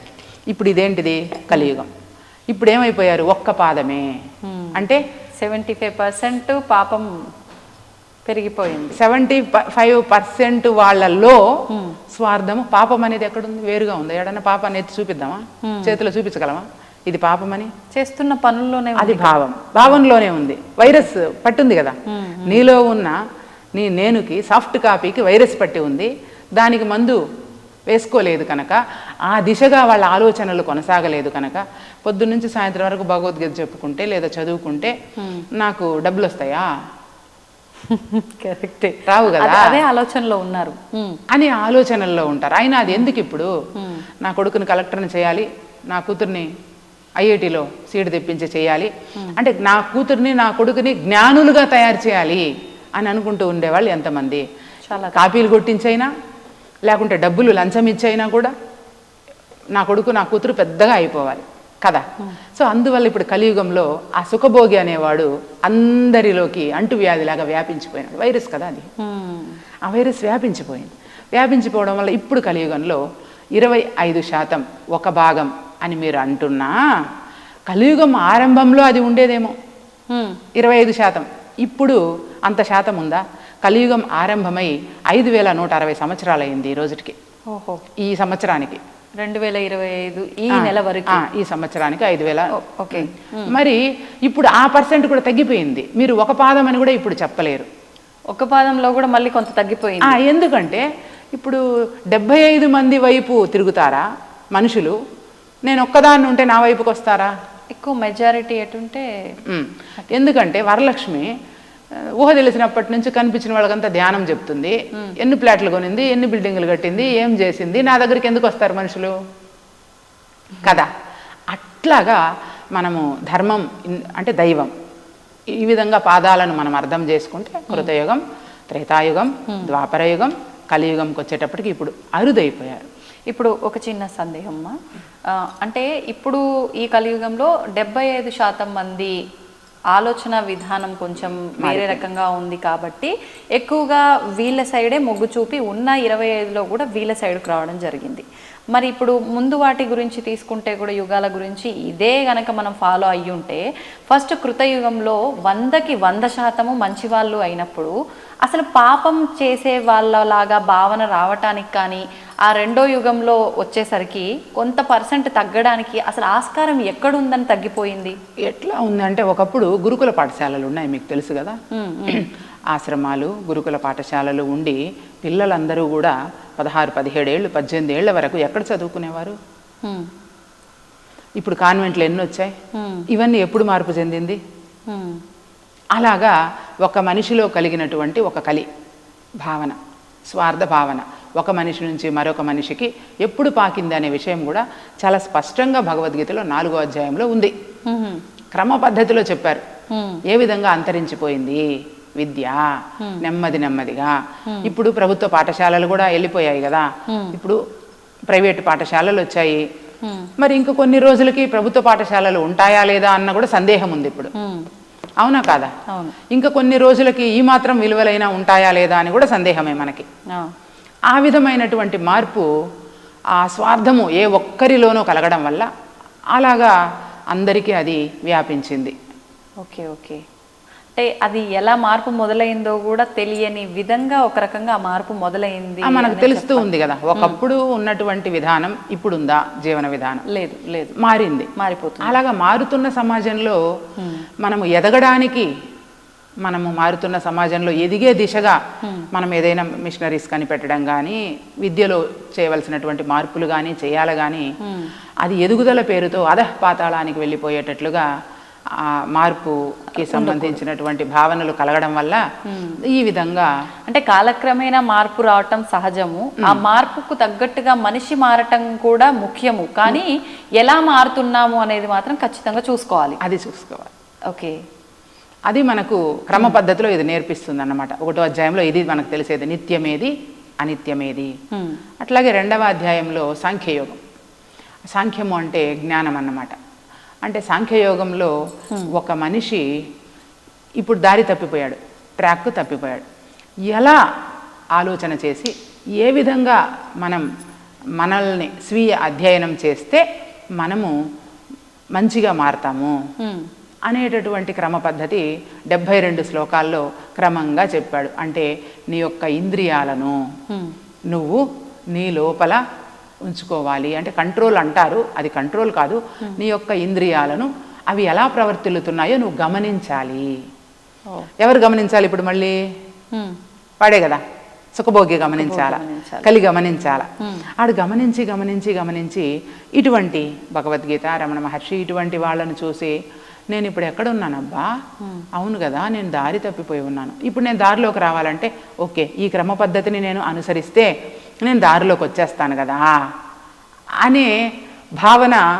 అంటే ఇప్పుడు ఏమైంది, దానికి మందు పడింది వైరస్కి. ఆ వైరస్ నెమ్మదిగా 18వ అధ్యాయం వచ్చేటప్పటికి ఆనందంగా తొలగిపోతుంది అన్నమాట. తొలగిపోయిన తర్వాత తన స్వస్వరూపం తనకు తెలుస్తుంది. దశమ శిష్యుడు, ఆ 10 మందిలో ఒకడు, ఆ బాటసారి వచ్చి మొటిక్కాయ వేసి అవునా మేము 10 మంది ఉన్నామా అని గ్రహించినట్లుగా ఈ 18 అధ్యాయాలు క్రమ పద్ధతిలో చదువుకుంటూ వెళ్ళినప్పుడు చాలా స్పష్టంగా చాలా సులభంగా తనకు స్వస్వరూపం దర్శనమవుతుంది, భగవంతుని తత్వం అర్థమవుతుంది. దేహం అంటే ఏమి, దేహి లక్షణాలు ఏమి మనకు భగవద్గీత క్రమ పద్ధతిలో బోధించింది. అట్లాగే నీ లోపల ఉన్నటువంటి దేహి, అదే కలి, దేహి లక్షణాలు ఏమి, అది విధి విధానాలేమి, అది ఎలా ఉండాలి, ఇప్పుడు ఎలా ఉంది, అది క్రమ పద్ధతిలో ఇది బోధిస్తుంది. అట్లాగే దైవం అంటే ఏమి, దైవం లక్షణాలు ఏమి, దైవం ఎలా మనం దైవాన్ని అర్థం చేసుకోవాలి అనేటివన్నీ కూడా భగవద్గీత క్రమ పద్ధతిలో బోధిస్తుంది. కర్మ అంటే ఏమి, పని, కర్మ అంటే పని. కర్మ అనేది అసలు చాలా వరకు రమణ మహర్షి చెప్పినారు, చాలా వరకు అందరూ ఏమనుకుంటున్నారు, ఇది నా కర్మ, ఇది నా విధి వశాన ఇలాగా నాకు అయ్యింది అని అంటారు కదా. ఇప్పుడు విధి అంటే ఏంటిది, నీ పూర్వజన్మ సుకృతం. మరి పూర్వజన్మలో కూడా నువ్వే కదా, అక్కడ రాసుకున్న విధి కూడా నీదే కదా కదా. కాబట్టి ఆ కర్మతత్వాన్ని మనం ఎలా అర్థం చేసుకోవాలి అనేది 2వ అధ్యాయానికి కపిల మహర్షి చెప్పినటువంటి సాంఖ్యయోగం ఆధారంగా అన్వయించి భగవద్గీతలో మనం నేర్చుకోవచ్చు. 3వది కర్మయోగంలో రమణ మహర్షి చెప్పినటువంటి ఉపదేశ సారంలో పూర్తిగా కర్మతత్వం గురించి ఉందన్నమాట. అంటే దేనికైనా మనకు దాని తత్వం తెలియాలి. దాని తత్వం తెలిసినప్పుడు దాన్ని ఈజీగా మనము తీసుకోగలుగుతాము సారాంశాన్ని. ఇప్పుడు ఒక మెకానిక్కి ఆ వస్తువు పట్ల, కారో బైకో అనుకుంటే ఆ బైక్లో ఏమేమి ఉంటాయి, ఎన్నెన్ని పార్ట్స్ ఉంటాయి, ఇది ఎక్కడ ఏమి పొరపాటు జరిగింది అని కారు మెకానిక్ కారును గమనించగలుగుతాడు, కంప్యూటర్ మెకానిక్ కంప్యూటర్ని గమనించగలుగుతాడు, బైక్ మెకానిక్ బైక్ని గమనించగలుగుతాడు. అలాగా ఎన్ని విషయాలు తెలిసినా మరి నేనెవరు అనే విషయం ప్రతి మనిషికి తెలుస్తా ఉందా? అసలు మనిషి అంటే ఏమిటి, మనిషి పుట్టుకకు కారణం ఏమిటి, భగవంతుడంటే ఎవరు, ఈ సమసమాజంలో ఆకలి దప్పులు, ఎండ వాన ఇవన్నీ కూడా అందరికీ సమానంగానే ప్రకృతి ఇచ్చింది. మరి అయితే ఈ తేడాలు ఎందుకు కదా? మనం పెంచుకునే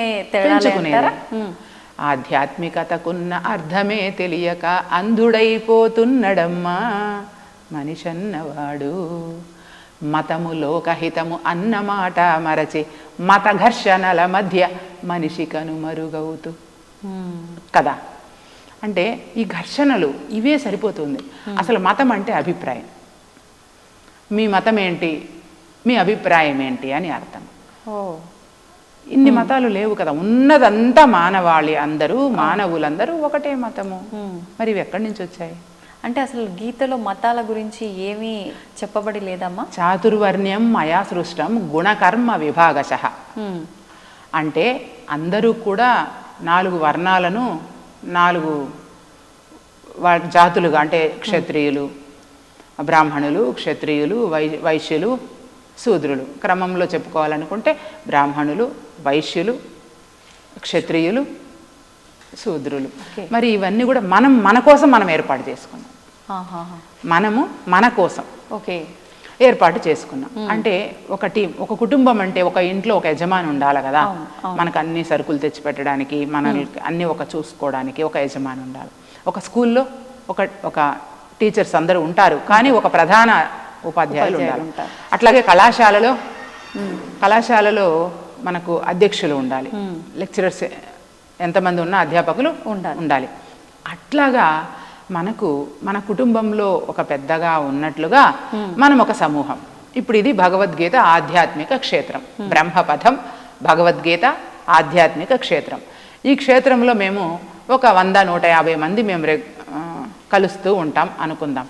ఈ 150 మందికి భోజనాలు అంటే ఏంటి, ఏదైనా ఎలా చేయాలి అని ఒక లీడ్ చేసేవాళ్ళు ఉంటారు కదా, నాయకులు ఉండాలి కదా. అలాగా మన కోసం, మన అభివృద్ధి కోసం మనం ఏర్పాటు చేసుకున్నాం ఏదైనా కూడా. అట్లాగా ఈ 4 వర్ణాలు ఏంటి అంటే, ఇప్పుడు నేను బ్రహ్మ విద్యను బోధిస్తూ ఉంటాను నా చిన్ననాటి నుంచి. అయితే నాకు వేరే ఏమీ తెలియదు. ఇప్పుడు నేను విద్యను బోధించాలి అంటే నేను ఇంట్లో ఒకరికో ఇద్దరికో చెబుతాను, అది ఎక్కువ మందికి చేరాలి అని మీలాంటి వాళ్ళకి ఆలోచన కలిగింది అనుకుందాం. అప్పుడు మీరు ఈ విషయాన్ని మనం 10 మందికి చెప్పాలంటే 10 మందిని ఒక చోట సమావేశపరచాలి, ఒక కార్యక్రమం పెట్టాలి, ఈ విద్యను తీసుకెళ్ళి అక్కడ పరిచయం చేయాలనే ఆలోచన మీకు వస్తుంది. అప్పుడు మీరు పాలకులు, క్షత్రియులు పాలిస్తారనమాట. అంటే ప్రజలకి ఏది కావాలో, ప్రజలు అభివృద్ధి చెందడానికి ఏది సముచితమైనదో అది మీరు తీసుకెళ్ళి ఆ ప్రజలకు బోధిస్తారనమాట. అది 4వ అధ్యాయం చెబుతుంది. అంటే పూర్వము బ్రహ్మ విద్యను తెలిసిన వాళ్ళు మాత్రమే రాజ్యాన్ని పరిపాలించడానికి అర్హులుగా ఉండేది. ఋషులు రాజ్యాలను పరిపాలించేవారని మీరు వినుంటారు. అవును అవును. అది కాస్త ఋషి చేతిలో నుంచి వీళ్ళ చేతిలోకి వచ్చేసింది అనమాట. మనుషుల చేతిలో మామూలుగా అవగాహన లేకుండానే ఇప్పుడు చాలా చోట్ల ఉద్యోగాలు కానీ అవగాహన లేకుండానే, పని తెలియకుండానే ఉన్నారు కదా, అలాగా చేరిపోయిందన్నమాట. అందుకని చెప్పి ఇలా మనము అంటే మన దేశ అభివృద్ధి కోసం, లేదా మనం అందరం కలిసి అభివృద్ధి చెందడం కోసం ఈ పద్ధతులు వచ్చాయి, విభజన పద్ధతులు వచ్చినాయి. దానివల్ల ఏమైందంటే ఈ బ్రాహ్మణులు అంటే బ్రహ్మతత్వాన్ని బోధించేటటువంటి వాళ్ళు, అలా బోధించలేదు అనుకోండి వాళ్ళు బ్రాహ్మణులు కాదు, వాళ్ళు ఆ కులంలో పుట్టిండొచ్చు గాక, ఆ క్యారెక్టర్స్ లేవు కదా, కాబట్టి వాళ్ళు బ్రాహ్మణులు కాదు. అట్లాగే క్షత్రియులు పాలించే వాళ్ళు కూడా ఉంటేనే ఈ విద్య అందుతుంది. ఓకే, నేను బోధిస్తున్నాను, మీరు ఒక కార్యక్రమాన్ని చేయటానికి నిర్వహణకు మీరు పూనుకున్నారు, కానీ మీకేం కావాలి, ఊరికి అయిపోదు కదా, ఒక కార్యక్రమానికి మైక్ పెట్టాలి, వచ్చిన వాళ్ళకి భోజనం పెట్టాలి, ఒక కళ్యాణ మండపాన్నో ఏదో ఒకటి, ఒక స్థలాన్ని మీరు ఏర్పాటు చేయాలి, వీటికన్నిటికీ డబ్బు కావాలి. కాబట్టి అమ్మ ధర్మం బోధించడానికి మనకి డబ్బు కావాలి కదా అని చెప్పి మీరు పాలకులు కనుక, మీ చేతిలో అధికారం ఉంటుంది కనుక ఊర్లో ప్రజలందరినీ కలిపి తలా రూపాయి అడిగి ఈ కార్యక్రమం చేద్దాము అని అంటారు. ఆ రూపాయి మీకు ఎవరివ్వగలరు అంటే అది సంపాదించే వాళ్ళే ఇవ్వగలరు, వ్యాపార వాణిజ్య విషయాల మీద. అది వైశ్యులు. ఇక్కడ కులమతాలకు సంబంధం లేదు, ఈ భావన. అయితే వీళ్ళు వ్యాపారంలో నిరంతరం ఉంటారు. అప్పుడు వాళ్ళు ఈ కార్యక్రమాలన్నీ చేయలేరు. కాబట్టి నాన్న నేను 10 రూపాయలు దానం ఇస్తానమ్మా, నువ్వు మంచి పని చేస్తున్నావు, నువ్వు చెయ్యి అని నువ్వు ఆ కార్యక్రమాన్ని నిర్వహించడానికి నీకు 10 రూపాయలు, తలా 10 రూపాయలు ఇస్తారు వీళ్ళు వైశ్యులు. ఇంతటితో అయిపోదు కదా, నీకు అక్కడ అరేంజ్ చేసే వాళ్ళు ఉండాలి, చిమ్మే వాళ్ళు ఉండాలి, అన్నం వడ్డించే వాళ్ళు కావాలి. వీళ్ళంతా శూద్రులు, సేవకులు. ఇప్పుడు ఈ నలుగురు లేకపోతే ఏ ఇంట్లో అయినా జరుగుతుందా? అప్పుడు సేవకులు శూద్రులు తక్కువైపోతారు, బ్రహ్మ విద్యను బోధించే వాళ్ళు ఎక్కువైపోతారా? అలానే అయ్యారు కదా. అంతా కూడా ఏమైపోయిందంటే అవగాహన లోపం. ప్రపంచంలో ఉండే మానవాళిలో 99.9% జనులకు ఏమైందంటే విషయ పరిచయం ఉంది, భగవద్గీత ఉందని ప్రపంచంలో ఎవరికిదో తెలియదు చెప్పండి. అవును అవును. కానీ భగవద్గీతలో ఏముందో దాన్ని గ్రహించే శక్తి లేదు. పరిచయం ఉంది, పరిజ్ఞానం లేదు అనొచ్చా? పరిచయం ఉంది, పరిజ్ఞానం లేదు, అవగాహన లేదు. అందుకని ఇలాగే మీరు ఏ విషయం తీసుకున్నా మనం వాస్తవంలోకి వెళ్ళి పరిశీలన చేసినప్పుడు మనకి వాస్తవాలు తెలుస్తాయి. ఇప్పుడు వాస్తవానికి వెళ్ళి పరిశీలన చేయగలిగే ధ్యాస ఇప్పుడు లేదు కదా. నా ధ్యాస అంతా ఏమైపోయింది అంటే భౌతిక విషయాలపైకి వెళ్ళిపోయింది. కాబట్టి అవగాహన లోపం వచ్చింది. ధర్మ సంస్థాపన చేసేవాళ్ళు కరువు అయ్యారు, చాలా అరుదైపోయారు. ఓకే మీరు చెప్పినంత విన్న తర్వాత అనిపించింది అంటే మతాలు ఈ కులాలు అనేది అసలు లేనే లేవు, మనకి మనం సృష్టించుకున్నవి మాత్రమే. ఇది అంటే ఈ వ్యవహారం చేసిన వాళ్ళని ఈ రకంగా అని ఎవరికి వాళ్ళు డిసైడ్ చేసింది, అంతవరకు బాగానే ఉంది. అది కాస్త ఇప్పుడు కులాలు మతాలు అని కొట్టుకుని చచ్చేదాకా పోయింది. అంటే ఒకటి కాదు, ఒకదాన్ని తీసుకుంటే ఒక కులాన్నో ఒక మతాన్నో దాంట్లో మళ్ళీ వర్గాలు ఇలా అంతా కూడా వెళ్ళిపోతుంది ప్రస్తుత సమాజంలో. మరి ఇవన్నీ ఎందుకంటారు? అంటే అమ్మ ఇప్పుడు మనము నేను డిగ్రీ కాలేజీలో పనిచేస్తూ ఉన్నాను, ప్రభుత్వ డిగ్రీ కళాశాల నగరి. ఇప్పుడు మా కళాశాలలో బీకామ్ ఒక గ్రూప్ ఉంది, అట్లాగే బిఏ ఒక గ్రూప్ ఉంది, బిఎస్సి ఒక గ్రూప్ ఉంది. ఇప్పుడు మా కాలేజీకి వస్తే మేము ఈ గ్రూప్స్ ఉన్నాయని చెబుతాము. వీళ్ళందరూ బిఎస్సి విద్యార్థులు, వీళ్ళందరూ బీకామ్ విద్యార్థులు, వీళ్ళందరూ బిఏ విద్యార్థులు అని చెప్పుకుంటాం కదా. ఇది ఒక మతం అన్నమాట, ఒక సమూహము. అట్లా ఒక్కొక్క సమూహము కలిసి నా కులం ఇది, నా మతం ఇది, నా పద్ధతి ఇది అని అంతా ఏర్పాటు చేసుకున్నది ఎవరికి వారే కానీ ఇదంతా కూడా స్వయం సృష్టే కానీ భగవంతుని సృష్టి కాదు. భగవంతుని సృష్టిలో అందరూ సమానమే. భగవంతుని సృష్టే కాదు, ఎవరికి వారు సృష్టించుకున్నది అని మీరు అన్నారు. అంటే భగవంతుడి ఆజ్ఞ లేనిదే, ఇప్పుడు అంటూ ఉంటారు శివుడాజ్ఞ లేనిదే చీమైనా కుట్టదు అని. అంటే ఆయన ఆజ్ఞ లేనిదే, ఆయన కన్నుసందల్లో జరగనిదే ఇదంతా మనకు మనం ఆడించుకునే ఆట ఎలా అవుతుందంటారమ్మా? ఖచ్చితంగా ఇది మనకు ఆడించుకునే ఆటే. నకర్తృత్వం నకర్మాణి లోకస్య సృజతి ప్రభు నకర్మఫల సంయోగం స్వభావస్తు ప్రవర్తతే. అంటే మానవుల యొక్క పుణ్య పాపాలకు కానీ వాళ్ళ యొక్క చేష్టలకు కానీ వాళ్ళు చేస్తున్న ఏ పనికి కానీ నాకు సంబంధం లేదు. అజ్ఞానపు మనుషులు మోహవశం వల్ల నేను చేస్తున్నానని వాళ్ళు భ్రమ చెందుతున్నారు అని భగవద్గీతలోనే ఉంది. మీరు ఏ ప్రశ్న వేసినా ప్రతి ప్రశ్నకు సమాధానం భగవద్గీత, ప్రతి సమస్యకు పరిష్కారం భగవద్గీత. కాబట్టి ఇవంతా కూడా కల్పన. అసలు ఈ సృష్టి ఒక కల్పం కదమ్మా, కల్పితం కదా. మనము సిమెంటు, ఇసుక, గులక కలిపి ఒక కాంక్రీట్ని తయారు చేసి నీకు కావలసిన షేపులో నువ్వు గోడ కట్టుకుంటూ ఉన్నట్లుగా నీకు అనిపించినటువంటి భావనతో నువ్వు కల్పన చేసుకుంటూ ఉన్నావు. అయితే అదే నువ్వు సద్గురు మార్గంలో ధర్మ మార్గంలో ఉన్నావనుకో, నీకు అటువంటి కల్పనలు రావు. ఎట్లా అంటే ఇప్పుడు నువ్వు ఇక్కడ ఇది మాట్లాడుతూ ఉన్నారు, ఇప్పుడు మీరు నిద్రపోయి కలగంటూ ఉన్నటువంటి సందర్భాన్ని ఊహించుకోండి. కలలోని మిమ్మల్ని సింహం తరుముకుంటూ వచ్చింది, పులి తరుముకుంటూ వచ్చింది, అలా ఎన్నో అనుభవాలు కలిగినాయి. కళ్ళు తెరిచాక ఏమనిపించింది? కలే కదా, ఇదంతా నిజం కాదు కదా. అట్లాగే ఇక్కడ నుంచి కూడా ఈ బాహ్య చూపు, బాహ్య ప్రపంచాన్ని చూసే శక్తిని కోల్పోయిన తర్వాత ఆ సినిమా స్టార్ట్ అవుతుంది, అక్కడ స్టార్ట్ అవుతుంది. అప్పుడు నీకు అనిపిస్తుంది ఏంటిదబ్బా ఇది అనేటటువంటి భావన అనిపిస్తుంది. అంటే అప్పుడు మళ్ళా నువ్వు మేల్కుంటావు అనమాట. ఇది జస్ట్ ఉదాహరణకి. ఇప్పుడు మీరు ఎలా గ్రహించారు? భగవంతుని తత్వం ఇది అని నువ్వు గ్రహిస్తే అప్పుడు నువ్వు మేల్కుంటావు. మరి నువ్వు మేలుకున్నప్పుడు అప్పుడు నీకు విషయము వాస్తవం ఏదో తెలుస్తుంది. ఓకే, ఇది అబద్ధము, ఇది మనము భ్రమ చెందాము. ఎట్లాగా అంటే ఇక్కడేదో తాడు కనిపించింది, పెద్దలందరూ చెప్తూ ఉంటారు ఈ ఉదాహరణ. తాడు ఉంది అక్కడ, కానీ దాని తాడుగా నువ్వు చూడలా, అమ్మో పాము అనుకుంటావు. కానీ ఎవరో వచ్చి నీకు ఇది తాడు కాదు, ఇది పాము కాదు నాన్న, తాడేను, అరే అవునా అని గ్రహించడం. అట్లాగా ఒక గురువు, గురువు అంటే రూపం కాదు, మరి జ్ఞానము, జ్ఞానము ఉన్నటువంటి జ్ఞాని. కానీ అంటే ఎలా ఎంచుకోవచ్చు అంటారు? అతనికి మనకే జ్ఞానం లేనప్పుడు ఒక జ్ఞానం ఉన్న వ్యక్తిని మనం ఎలా తీసుకోగలుగుతాము? ఎలా గ్రహించగలుగుతాము? పలానా గురువు అంటే మనకు స్కాంద పురాణం ఒకటి ఉంది. దాంట్లో అష్టాదశ పురాణాలలో స్కాంద పురాణం ఒకటి. అందులో ఉమామహేశ్వర సంవాదం అని ఒక ఘట్టం ఉంది. ఆ ఉమామహేశ్వర సంవాదంలో 351 శ్లోకాలు ఉన్నాయి. ఆ 351 శ్లోకాలు ఏమి చెప్తాయి అంటే, అసలు గురువు పార్వతీదేవి అడుగుతుంది, జనులందరూ కూడా ఇచ్ఛాద్వేష సముత్థేన ద్వంద్వమోహేన భారత సర్వభూతాని సమ్మోహం సర్గేయాంతి పరంతప.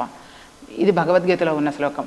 మీరు ఇంకొక విషయం ఏంటంటే, ఏ గ్రంథమన్నా తీసుకోండి, పదాలు వేరుగా ఉంటాయి, శ్లోకాలు వేరే తీరులో ఉన్నట్టు ఉంటాయి, కానీ ఆంతర్యంగా నిగూఢంగా దాగి ఉన్నటువంటి సత్యం ఒకటే, సారం ఒకటే. అది మీకు ఇప్పుడే నేను ప్రూవ్ చేస్తాను.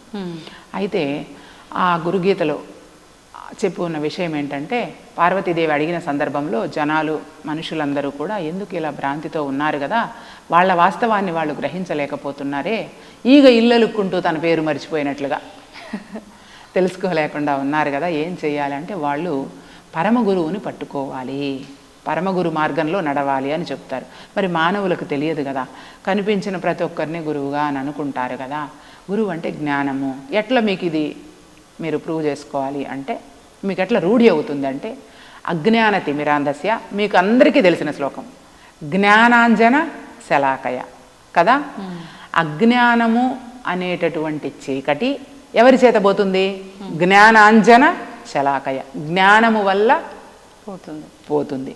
కాబట్టి అటువంటి జ్ఞానాన్ని అందించగలిగిన వాళ్ళు. నువ్వు ఇప్పుడు ఎలిమెంటరీ విద్యలో విద్య నేర్పిస్తారు, వాళ్ళని సూచక గురువు అని అంటారు. అట్లాగా ఇది మీకు తెలిసే ఉండవచ్చు. మరి సూచక గురువు దగ్గర ఏమి నేర్చుకున్నాము? ఎలిమెంటరీ విద్య నేర్చుకున్నాం. వాచక గురువు టెక్స్టును చదివి కథలు పురాణాలు కథలన్నీ చదివి చెబుతారు, వాళ్ళు వాచక గురువులు.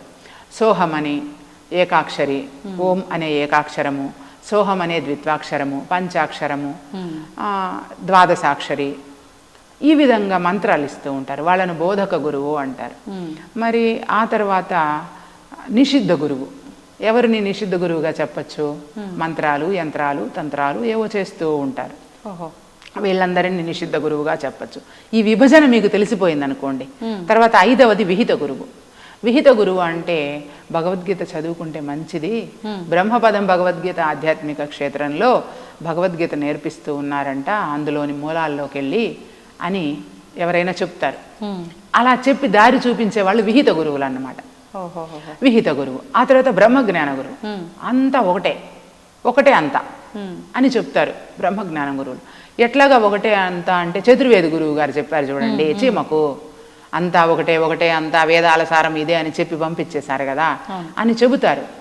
కానీ పరమ గురువు ఏమి చేస్తారు అంటే, ఇప్పటి వరకు మనం చర్చించాం కదా అమ్మా, నువ్వు భౌతిక దేహం అంటే ఈ దేహము ఈ విధమైనటువంటి లక్షణాలను కలిగి ఉంటుంది, దానికి ఇదమిద్దం అనేటటువంటి శాశ్వతత్వం లేదు. పోనీ ఒక క్షణానికైనా నువ్వు గ్యారెంటీ ఇస్తావా అంటే, నువ్వు ఫ్రిడ్జ్ కొన్నామనుకో, వాషింగ్ మిషన్ కొన్నామనుకోండి, ఒక వారంటీ కార్డు ఇస్తారు. ఇప్పుడు మన దేహానికి వారంటీ కార్డు ఇవ్వగలమా? లేదు కదా. అందుకని చెప్పి గాలి లోపల దీపము ఈ మట్టి కాయంబు ఏ వేళను కీలులూడిన బొమ్మయు పడునట్లు నేలపడు రామ రామ, అంతే ఈ దేహం తత్వము.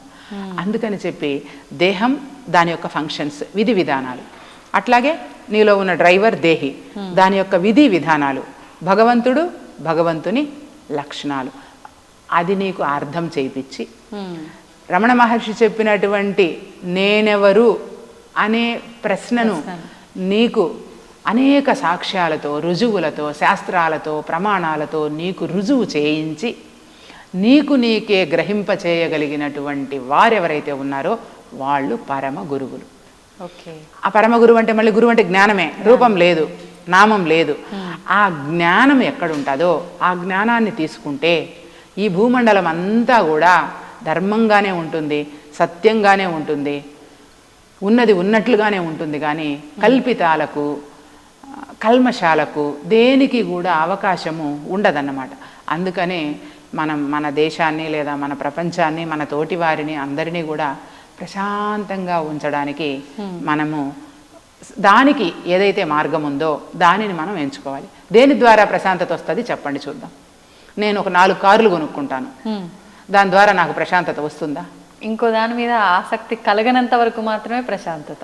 మళ్ళీ ఇంకంతే, అది ఇంకొకటి ఏదో సైకిల్ వస్తుంది. రిపీట్ అంతే. కాబట్టి డబ్బు వల్ల సుఖము ప్రశాంతత వస్తుంది అని అనుకుంటే ఇప్పుడు అలా అనుకునే కదా అవును ప్రయాణం చేస్తుంది. మరి వాళ్లకు తెలియదా? తెలియదా? అందుకనే కాళ్ళు తడవకుండా సముద్రాన్ని దాటగల ఎంత మేధావి అయినా కళ్ళు తడవకుండా జీవితాన్ని దాటలేడు.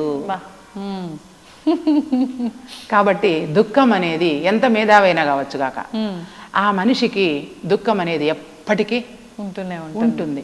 సుఖానంతరం దుఃఖం దుఃఖానంతరం సుఖం చక్రవత్ పరివర్తంతే దుఃఖాని చ సుఖాని చ. ఇదే అన్నమాట. సుఖ దుఃఖాల వెంబడి వాళ్ళు పరుగులెడుతూ ఉంటారు. కాబట్టి ఎప్పటికీ అశాంతే. కాబట్టి ప్రశాంతిని బోధించగలిగినది ఒకే ఒక్క మార్గము, అది ఆత్మజ్ఞాన మార్గము, దైవ మార్గము, భగవద్గీత మార్గము. అన్యథా శరణం నాస్తి. మరో దారే లేదు. ప్రతి ఒక్కరూ ఈ దారిలోకి రావాల్సిందే. ఖచ్చితంగా దానిని మనము అధ్యయనం చేసి గీతా క్రమంలో, గీత అంటే ఈ పుస్తకం కాదు, పుస్తకం మాత్రమే కాదు, రూట్, దారి. ఏమి దారి అంటే భగవంతుని తెలిసే దారి. ఆ దారిలోకి వెళ్ళి మనము ఖచ్చితంగా దానిని ఏదైతే ఉన్నదో దుఃఖం లేనటువంటి స్థలం, అదే ఈ భేదభావనలు లేనటువంటి స్థలం. నతద్భాసయతే సూర్యో న శశాంకో న పావకః యద్గత్వా న నివర్తంతే తద్ధామ పరమం మమ.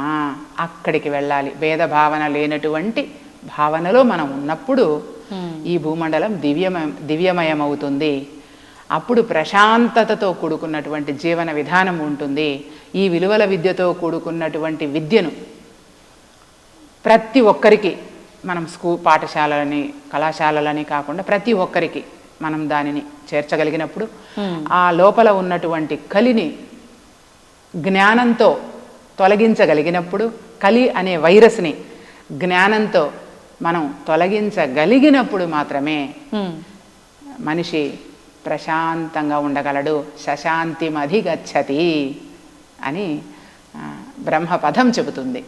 బ్రహ్మపథం, పథం అంటే మార్గం. మార్గం తెలియాలి. దేనికి మార్గం తెలియాలి? బ్రహ్మంని తెలియడానికి మార్గం. దానికి మీరు ఎన్ని గ్రంథాలు చదివినా ఏమి చేసినా ఇదే మార్గం. ఇప్పుడు మీకు అన్ని గ్రంథాల సారం ఒకటే అని ఒక్క నిమిషంలో నిరూపిస్తాను. మీకు తెలిసిన మార్గం నుంచి మీరు ఇప్పటికే విని ఉంటారు. విష్ణు సహస్రనామాలు మీరు వినకుండా ఉండరు కదా, లలితా సహస్రనామాలు వినకుండా ఉండరు. విష్ణు సహస్రనామంలో ఆరంభంలోనే యస్య శ్రవణ మాత్రేణ జన్మ సంసార బంధనాత్ విముచ్యతే నమస్తస్మై విష్ణవే ప్రభ విష్ణవే కో ధర్మ సర్వధర్మాణం భవతః పరమో మతః కిం జపన్ ముచ్యతే జంతుర్జన్మ సంసార బంధనాత్. ఏ ధర్మాన్ని నేను వింటే నేను ఈ జనన మరణ రూప సంసార చక్రం నుంచి బయటపడగలను, ఆ ధర్మాన్ని నాకు బోధించండి అని ధర్మరాజు అడుగుతాడు. యుధిష్ఠిర ఉవాచ. అడిగినప్పుడు అప్పుడు భీష్ముడు చెప్తాడు, ఇది విష్ణునామాలు. ఇలాగే ప్రతి గ్రంథం, ఇప్పుడు బ్రహ్మసూత్రాలు అని చెప్పాను. బ్రహ్మసూత్రాలు 555 సూత్రాలు ఉన్నాయి. జన్మాద్యస్య యతః, జన్మ దేని నుంచి కలిగిందో నాకు అర్థం కావడం లేదు గురుదేవా అని ఆలోచనలో పడినప్పుడు ఆ గ్రంథం ప్రారంభమవుతుంది. ఓకే కదా, అంటే అధాతో బ్రహ్మ జిజ్ఞాస అనేది మొదటి సూత్రం, జన్మాద్యస్య యతః అనేది రెండవ సూత్రం. ఈ రెండు సూత్రాలలో కలుపుకుంటే ఇప్పుడు నేను బ్రహ్మత్వ విచారణ చేస్తూ ఉన్నాను. అసలు నేను ఎక్కడి నుంచి వచ్చాను? చీమ అనుకున్నది అదేనా? అవును. ఇక్కడ బ్రహ్మసూత్రాలు ప్రారంభమైనది ఇక్కడేనా?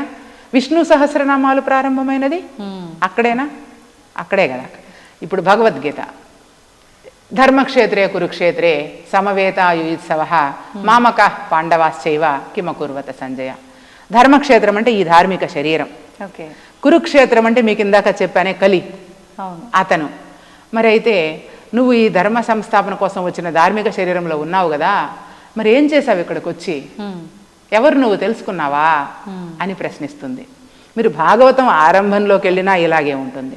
శ్రీ కైవల్య పదంబు చేరుటకునై చింతించదన్ లోక రక్షయిక ఆరంభకు భక్త పాలన కళా సంరంభకున్ అని మొదలవుతుంది కదా. అంటే కైవల్య పదాన్ని చేరడానికి, ధర్మ పదాన్ని చేరడానికి నేను చింతిస్తూ రాస్తూ ఉన్నాను అని చెప్తుంది. మీరు ఏ గ్రంథమైనా తీసుకోండి, మనకు సమయం లేదు గనక ఏ గ్రంథమైనా మీరు తీసుకోండి, లలిత సహస్రనామాలు కావచ్చుగాక, ఏ గ్రంథం మీరు తీసుకున్నా అసలు సత్యమైనది నిత్యమైనది ఏది అనేటటువంటి విధానంలోనే గ్రంథం కొనసాగి ఉంటుంది. కానీ ఆ మర్మము మనకు అర్థం కాదు. అవును, అంటే ఏది చదివినప్పటికీ అది చదువుతున్నంత వరకు, వింటున్నంత వరకు, పారాయణ చేస్తున్నంత వరకు, మళ్ళీ అది కూడా ఈ భౌతికమైనవన్నీ శాశ్వతం కాదు అని తెలిసి కూడా భౌతికమైన వాటి కోసమే చదువుతున్నాము, వింటున్నాము తప్పితే దాంట్లో ఉన్న ఆ జ్ఞానాన్ని తెలుసుకోవడం కోసం చదవట్లేదు. 25 పైసల అగరివత్తి కాల్చి 65 కోట్ల వరములడుగుతాడు. అది పరిస్థితి. ఎందుకంటే నేనేమైపోయానంటే లోకవార్తలకు మరగి కర్ణముల మీ కథలు విననేరను, పొద్దు పోవకయున్నను వేసరక పొరుగిండ్లు తిరుగుగాని బుద్ధి మాలిన చిత్తము నీ యందు నిలువదే నారాయణ. అది పరిస్థితి. నిక్కమని సంసారము మది నమ్మి నీ స్మరణ చేయలేక, ఈ కనిపిస్తూ ఉన్నదే శాశ్వతం అనుకొని నేను నీ గురించి నేను తెలుసుకోలేకపోయాను. అక్కట పుట్టిగిట్టి జన్మములు ఎత్తి తిని రామ రామ అని. అది ఎప్పుడు చెందుతుంది? దేహము ఇది పోయిన తర్వాత. ఎప్పుడు ఇది పోతుంది? కన్నులును కానలేక వీనులును మున్ను వలె వినగరాక తన్నుదా నెరుగలేక మేనెల్ల తడబడుచు రామ రామ. అప్పుడేమవుతుందంటే ఈ విజన్ ఆగిపోతుంది. మీరు ఎప్పుడైనా చూసి ఉంటారు, మనుషుల్ని కూడా గుర్తుపట్టడం లేదంట ఇప్పుడు అని చెప్తారు కొంతమంది పెద్దవాళ్ళు అవసాన దశలో ఉన్నప్పుడు కదా. అంటే అప్పుడు గుర్తుపట్టలేదు, కళ్ళు తెరుస్తారు.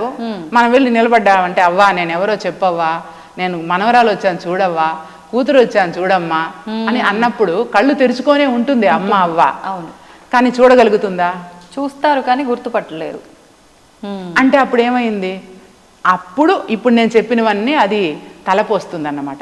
ఇన్ని రోజులు నేను ఇలా ఉండిపోయాను, నిన్ను నేను తెలియలేకపోయాను, కాబట్టి నాకేంటి దారి, నా పరిస్థితి ఏమిటి అని ఆ కలి ఏదైతే ఉందో ప్రపంచాన్ని ఇబ్బంది పెట్టిందో అది తిరిగి అదే బాధపడుతుంది.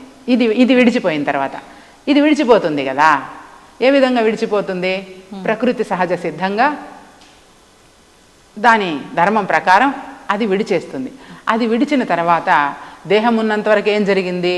దేహం ఉన్న వరకు మొహసాగరమందు మునుగుచుందురు శుద్ధ మూఢజనులు సలలిత ఐశ్వర్యములు శాశ్వతం బనుకొని షడ్భ్రమలను మానజాలరవరు సర్వకాలము మాయ సంసార బద్ధులై గురుని కారుణ్యంబు కోరుకొనరు మత్తులైనట్టి దుర్జాతి మనుజులెల్లా. ఏ మత్తులో ఉన్నారు? అజ్ఞానపు మత్తులు.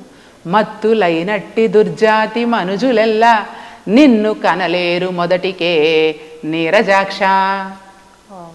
అంటే ఆ నిన్ను ఎవరిని? భగవంతుడిని నేను తెలియలేకపోయాను. ఏం చేశాను? అప్పుడు పుట్టాను, ఇది నాది అది నాది అనుకుంటూ కాలం గడిపేశాను అనేటటువంటిది భావన చేస్తూ ఉంటుంది. మనసు చావదు, బుద్ధి చావదు, ఏది చావదు, వస్త్రం మాత్రం ఊడిపోతుంది. అది తిరిగి మరో వస్త్రాన్ని ధరిస్తుంది. దాన్ని భగవంతుడు అని ప్రజలందరూ భావన చేసి ఆధ్యాత్మికతను అర్థం చేసుకోలేకుండా ఉన్నారు. అందుకే వివేకానంద చెబుతాడు, 2 అవ్యక్తాల మధ్యలో ఉన్నటువంటి తేడాను గ్రహించడమే ఆధ్యాత్మికత అని చెప్తాడు. భగవంతుడు అవ్యక్తము, కలిపురుషుడు కూడా నీకు అవ్యక్తం కదా. అంటే నీ కంటికి కనిపించడు. ఎవరికి? భౌతిక చక్షువులకు కనిపించడు కనుక. కానీ ఇప్పుడు సిగ్నల్స్ ఉన్నాయి, ఎయిర్టెల్ సిగ్నల్స్ ఉన్నాయి, బిఎస్ఎన్ఎల్ సిగ్నల్స్ ఉన్నాయి, ఎన్నో సిగ్నల్స్ ఇక్కడ ఉన్నాయి. ఈ కళ్ళకు కనిపించలేదు కదా. అది ఎవరికి కనిపిస్తుంది? జ్ఞాననేత్రం ఉన్నప్పుడు అది గ్రహించగలుగుతుంది. నువ్వు భూతద్దం పెట్టావంటే కొన్ని దాని పరిధిలో అందుకోగలిగినవన్నీ అలాగా అందుకుంటుంది అనమాట. అట్లాగా ఓవరాల్గా ఏంటంటే ఒక సెల్ ఫోన్ గురించి మనిషికి తెలుసు ఎట్లా ఆపరేట్ చేయాలి అని. ఒక వస్తువును, గెరిటెను మనం కూర వేసుకోవడానికి వాడుకుంటామని తెలుసు. అట్లాగా ప్రతి వస్తువు మీద, ప్రపంచంలో మన కంటికి కనిపిస్తూ ఉన్న ప్రతి వస్తువు మీద ప్రత్యక్షంగానూ పరోక్షంగానూ ఒక అవగాహన మనిషికి ఉంటుంది. కానీ నిరంతరం తాను మోస్తూ ఉన్నటువంటి ఈ దేహాన్ని గురించి కానీ, నిరంతరం అది గమనిస్తూ ఉండేటటువంటి తన గురించి తాను కానీ మనిషికి తెలియదు. తన్ను తానెరుగలేక మేనెల్ల తడబడుచు రామ రామ. కాబట్టి తనను తాను తెలియలేకుండా ఉంది కనుక ఈ సమస్య. కాబట్టి ప్రపంచంలో ఉండే సమస్త సమస్యలకు ఒకటే పరిష్కారం, అది తనను తాను తెలియడం, తనను తాను చేరడం. అంతకు మించి మరొకటి పరిష్కారం కాదు. ఆ మందుకి ఆ వైరస్కి ఈ మందు వేయాలి. అది ఆధ్యాత్మిక మార్గమేనా, ధ్యాన మార్గం కూడా ఉపయోగపడుతుందా? ధ్యానము అంటే ఇప్పుడు వేమన చెప్తాడు, ఆసనములు పన్ని అండంబు బిగించి ఒడలు విరుచుకొనిడి యోగులెల్లా. ఆసనములు పన్ని అండంబు బిగించి ఒడలు విరుచుకొనిడి యోగులెల్లా. జట్టి సాము కన్నా చింతాకు తక్కువ. జట్టి సాము అంటే సాము గరిడీలు, కుస్తీలు చేసేవాళ్ళు. అనేక రకాల ఆసనాలు వేసి, అంటే ఆసనాలు శరీర ఆరోగ్యానికి, ఆహారం శరీర ఆరోగ్యానికి కదా, అలాగా ఆసనాలు మన భౌతిక శరీరం ఫిట్గా ఉండడానికి, మన భౌతిక శరీర సంరక్షణకు యోగా ఆసనాలు అదైని వేస్తారు. ధ్యానం ఏంటి అంటే మనం కళ్ళు మూసుకొని స్థిరంగా కూర్చొని, అందుకని బుద్ధుడు చాలా సులభంగా చెప్పాడు, ప్రశాంతంగా హాయిగా నీకు నచ్చిన ఆసనంలో నువ్వు కూర్చో, నేనెవరో నువ్వు గమనించు, అది ధ్యానం. అట్లా కాకుండా నేను వివిధ పద్ధతులలో శాంభవి, షణ్ముఖి, ప్రాణాయామ, నానా రకాల పేర్లు అయితే పెట్టుకుంటారు. కానీ ఏ పేరు పెట్టుకున్నా ధ్యానం అనే శబ్దానికి అర్థం మాత్రము ధి ప్లస్ యానం, ధ్యానం. బుద్ధితో కూడుకున్నటువంటి ప్రయాణమే ధ్యానం. అయితే ఇప్పుడు ధ్యానం చేసేది ఎవరంటారు? ఇప్పటి వరకు మీరు ఇవన్నీ విన్నారు కదా, మీ అనుభవ జ్ఞానం చెప్పండి. ధ్యానం చేసేది కలిపురుషుడా, మీ వీడ భౌతిక శరీరమా? నేనేమి చెప్పలేను, అంతేనా? అదొక రకమైన కన్ఫ్యూజన్ ఎంత క్లారిటీ ఇచ్చినా. కాబట్టి శరీరము కాదు, ధ్యానానికి శరీరంతో సంబంధము లేదు. ఆ కలిపురుషుడు చేసే విచారణ ఉంది కదా, కలిపురుషుడు చేసే గమనిక ఉంది కదా, గీతను పట్టుకొని ఆ గీతాక్రమంలో నడిచే విధానం ఉంది కదా, అది ధ్యానం. బుద్ధి వైపుగా చేసే ప్రయాణం. ఇప్పుడు నేను చెప్పిన దాన్ని మీరు అడగచ్చు, ఇదే ధ్యానమని మీరు ఎట్లా చెప్తారు అని. మోక్ష సాధన సామగ్ర్యాం భక్తిరేవ గరీయసి స్వస్వరూపానుసంధానం భక్తిరిద్యభిధీయతే. వివేక చూడామణిలో ఉన్నటువంటి శ్లోకం. అంటే నేనెవరు అని విచారణ చేసేటటువంటి విధానమే భక్తి అని దాని అర్థం. అదే ధ్యానం. అంటే ఎక్కడికి వెళ్ళినా మళ్ళీ రమణ మహర్షుల వారు చెప్పిన నేనెవరు అనే ప్రశ్న దగ్గరికే వస్తుంది. ఖచ్చితంగా అక్కడికే వస్తుంది, రావాలి కూడా. అది తెలియకపోతే సెల్ ఫోన్ నీ చేతిలో పెట్టుకొని దాని ఆపరేషన్ తెలియకుండా గుమ్మనే పెట్టుకున్నట్లుగానే నా శరీరము గురించి నాకు తెలియకుండా పచ్చి చర్మపు తిత్తి పసలేదు దేహంబు లోపల అంతటా రోయరోత నరములు శల్యముల్ నవరంధ్రముల్ రక్త మాంసపు కండల మైలతిత్తి బలమైన ఎండవ నలకోర్వదెంతైన తాళలేదాకలి దాహములకు సకల రోగములకు సంస్థానమై ఉండు నిలువదు అస్థిరమైన నీటి బుడగా బొందిలోనున్న ప్రాణములు పోయినంత కాటికే గాని కొరగాదు గవ్వకైనా. కాబట్టి దీంతో మనం చేసేది ఏమీ లేదు. ఈ వస్త్రము ఇవి రెండు ఒకటే. వాసాంసి జీర్ణాన్ని యదా విహాయ నవాని గృహ్ణాతి నరోపరాణి తథా శరీరాన్ని. తెలిసిందే కదా, అందరికీ తెలిసిన శ్లోకం ఇది. కాబట్టి మనము చేయగలిగిందల్లా ఒకటే. ఆ కలిపురుషుడు అనుకుంటేనే చేయగలడు. దాంట్లో ఉండే వైరస్ని పోగొట్టాలంటే నేను దుఃఖంలో ఉన్నప్పుడు నేను బాగుండాలి అని ఎవరు అనుకుంటారు? అదే కదా అనుకుంటుంది. కాబట్టి ధ్యానము చేస్తున్నది అది అని గ్రహించి ఆ యొక్క పునాదితో గనక ధ్యాన సాధన చేస్తే, అంటే జ్ఞానార్జనకై ధ్యాన సాధనను కొనసాగించినప్పుడు వాళ్ళ యొక్క జీవితం అనేది, జీవన విధానం అనేది జీవంతో కూడుకున్నటువంటి జీవన విధానం కనుక చాలా అద్భుతంగా, చాలా ప్రశాంతంగా, చాలా నెమ్మదిగా, ఎటువంటి ఆరాట పోరాటాలు లేకుండా, ఎటువంటి అల్లలాడే విధానం లేకుండా ప్రశాంతమైనటువంటి జీవనం అనేది కొనసాగాలి అంటే నేనెవరో నన్ను నేను ఖచ్చితంగా తెలుసుకొని తీరాలి. సంతోషమ్మా, చాలా చక్కటి వివరణ.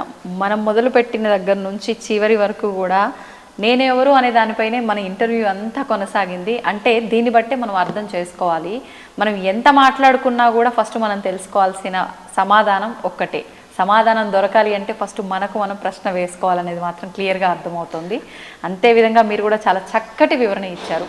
ధన్యవాదాలమ్మా.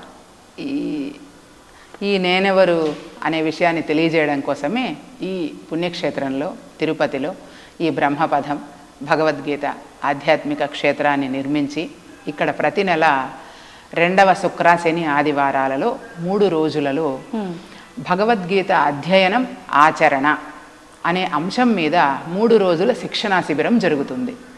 ప్రతి నెల ఆసక్తి కలిగిన వాళ్ళు, నేనెవరు అని తెలుసుకోవాలి అనే ఆసక్తి కలిగిన వాళ్ళు ఖచ్చితంగా ఇక్కడ ఉచితమైనటువంటి వసతి సౌకర్యాలు అందిస్తారు. 3 రోజులు ఇక్కడ ఉండి ఆ శిక్షణను పొంది నేనెవరో ఎలా పరిశీలన చేయాలనే విధానాన్ని తెలుసుకోవచ్చు. ఓకే. ఇంకొకటి, ఇక్కడ ప్రతిరోజు జరిగే కార్యక్రమాలు ఒక్కొక్కరికి ఒక్కొక్క గ్రంథము ఒక్కొక్క అంశము ఆసక్తి ఉంటుంది. కనుక ఇక్కడ ఉదయం 5:30కు ఆదిత్య హృదయం, అంటే శ్రీరాముడు యుద్ధభూమిలో తాను భౌతిక శక్తి పోయింది ఆయనకి, అప్పుడు యుద్ధభూమిలో పడిపోతాడు, భౌతిక శక్తి క్షీణించిపోయింది. అప్పుడు అగస్త్య మహర్షుల వారు వచ్చి ఇచ్చి తిరిగి పునఃశక్తిని ఆయనలో ప్రవేశింపజేసి ఆ మంత్రం ద్వారా చేశారు గనక ఉదయం 5:30కి ఆదిత్య హృదయంతో ఇక్కడ సేవలు ప్రారంభమవుతాయి. 5:30 నుంచి 6 వరకు ఆదిత్య హృదయం, 6 నుంచి 7 వరకు భగవద్గీత ఒక అధ్యాయం పారాయణం, అట్లాగే ఆ అధ్యాయంలో ఉన్నటువంటి లక్ష్యార్థం, వాచ్యార్థము కాదు, లక్ష్యార్థము అనుభవార్థం అన్నమాట. ఆ విధంగా నేనెవరు అనే దాని మీద చర్చ, ప్రతి రోజు ఒక అధ్యాయము చర్చ. 7 నుంచి 8 వరకు అల్పాహారం, 8 నుంచి 9 వరకు లలితా సహస్రనామాలు, 9 నుంచి 10 వరకు విష్ణు సహస్రనామాలు.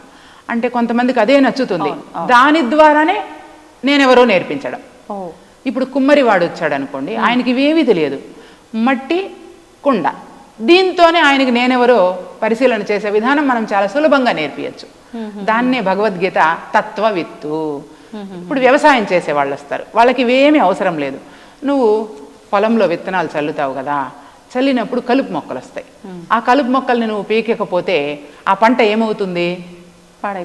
పాడైపోతుంది. మంచి పంటలను పండించి దిగుబడి సాధించుకోవాలి అనేటటువంటి రైతు ఏమి చేస్తాడు? కలుపు మొక్కలను తీసేస్తాడు. అలాగా నువ్వు స్వచ్ఛమైన వాడివి, భగవంతుని జ్ఞానం ఉన్నవాడివి, నీలో ఉండేటటువంటి ఆ కలుపు మొక్కలు లాంటి ఆలోచనలు వచ్చినప్పుడు దాన్ని తీసేయి అని చెప్పి ఈ విధంగా వ్యవసాయం పద్ధతిలోనే ఆయనకి నేనెవరో చెప్పడం. అట్లాగా ఆ తత్వ విధానాన్ని ఆయా అంశాల ద్వారా అందించడానికి ఇవన్నీ ఇక్కడ పెట్టామన్నమాట. ఇట్లా 10 వరకు విష్ణు సహస్రనామాలు అయిపోయిన తర్వాత 10 నుంచి 12:30 వరకు మౌనం ధ్యానం. ఓకే. 12:30 నుంచి 1:30 వరకు భోజన విరామము. 1:30 నుంచి సాయంత్రం 4:30 వరకు కూడా రామరామ శతకం, నారాయణ శతకం, నరసింహ శతకం, అన్నమాచార్యుల వారి సంకీర్తనలు, వీటన్నింటి మీద ఇక్కడ చర్చ. అంటే అన్ని వాయిద్యాలతో కలిపి పాడుకోవడం, వాటి మీద నేనెవరు అనే దాని మీద చర్చించడం. ఆ తర్వాత 5:30 వరకు యోగ ఆసనాలు. దేహం బాగుండాలి కదా, కాబట్టి దేహ సంరక్షణ కోసం, ఆరోగ్యం కోసం ఆసనాలు, యోగాసనాలు, యోగా నేర్పిస్తారు. ఆ తరువాత 5:30 నుంచి 6:30 వరకు ధ్యానము, 6:30 నుంచి 7:30 వరకు ఆ రోజు ఎవరైనా ఉంటే వాళ్ళ సందేశాలు. ఓకే. ఈ విధంగా ప్రతిరోజు ఇక్కడ కార్యక్రమాలు జరుగుతాయి. ప్రతి ఆదివారం సత్సంగం ఉంటుంది, ప్రతిరోజు సాయంత్రం సత్సంగం ఉంటుంది. అట్లాగే భగవద్గీత జయంతి, రేపు 30వ తేదీన గీతా జయంతిని జరుపుకుంటూ ఉన్నాము. శివరాత్రి ఉత్సవాలు, ప్రత్యేక సందర్భాలలో, ప్రత్యేక పండుగలలో ప్రత్యేకమైనటువంటి ఉత్సవాలు, ఇవన్నీ ఇక్కడ ఏర్పాటు చేయడానికి కారణం కేవలం నేనెవరు అని వాళ్లకు దర్శింప చేయటానికి, తెలియచేయటానికి మాత్రమే. కాబట్టి ఇన్ని విషయాల మీద ఇంతసేపు చర్చించినటువంటి మీకు ప్రత్యేక ప్రణామాంజలి. ధన్యవాదాలు. ధన్యవాదాలు. And for more videos, please subscribe to iDream. Please subscribe to iDream. Please subscribe iDream. And please subscribe to iDream. For more videos, subscribe to iDream. Please like, share, and subscribe to the channel. Congratulations, iDream. Subscribe to iDream. Subscribe to iDream. So subscribe to iDream Media. iDream की iDream team अंदर की huge congratulations. Please subscribe iDream Media. Please subscribe to iDream. Subscribe iDream. Please subscribe to iDream. iDream అంటే నా కళల channel subscribe చేసుకున్న నోరు తిరుగుతలేదు మీరైతే గంట గుర్తు కొట్టండి. For more such videos, please subscribe to iDream. Subscribe to iDream. Please subscribe to iDream. Please subscribe iDream Media. Please do subscribe to iDream. Please subscribe to iDream Media. For best entertainment and information, please subscribe iDream. And don't forget to subscribe to iDream.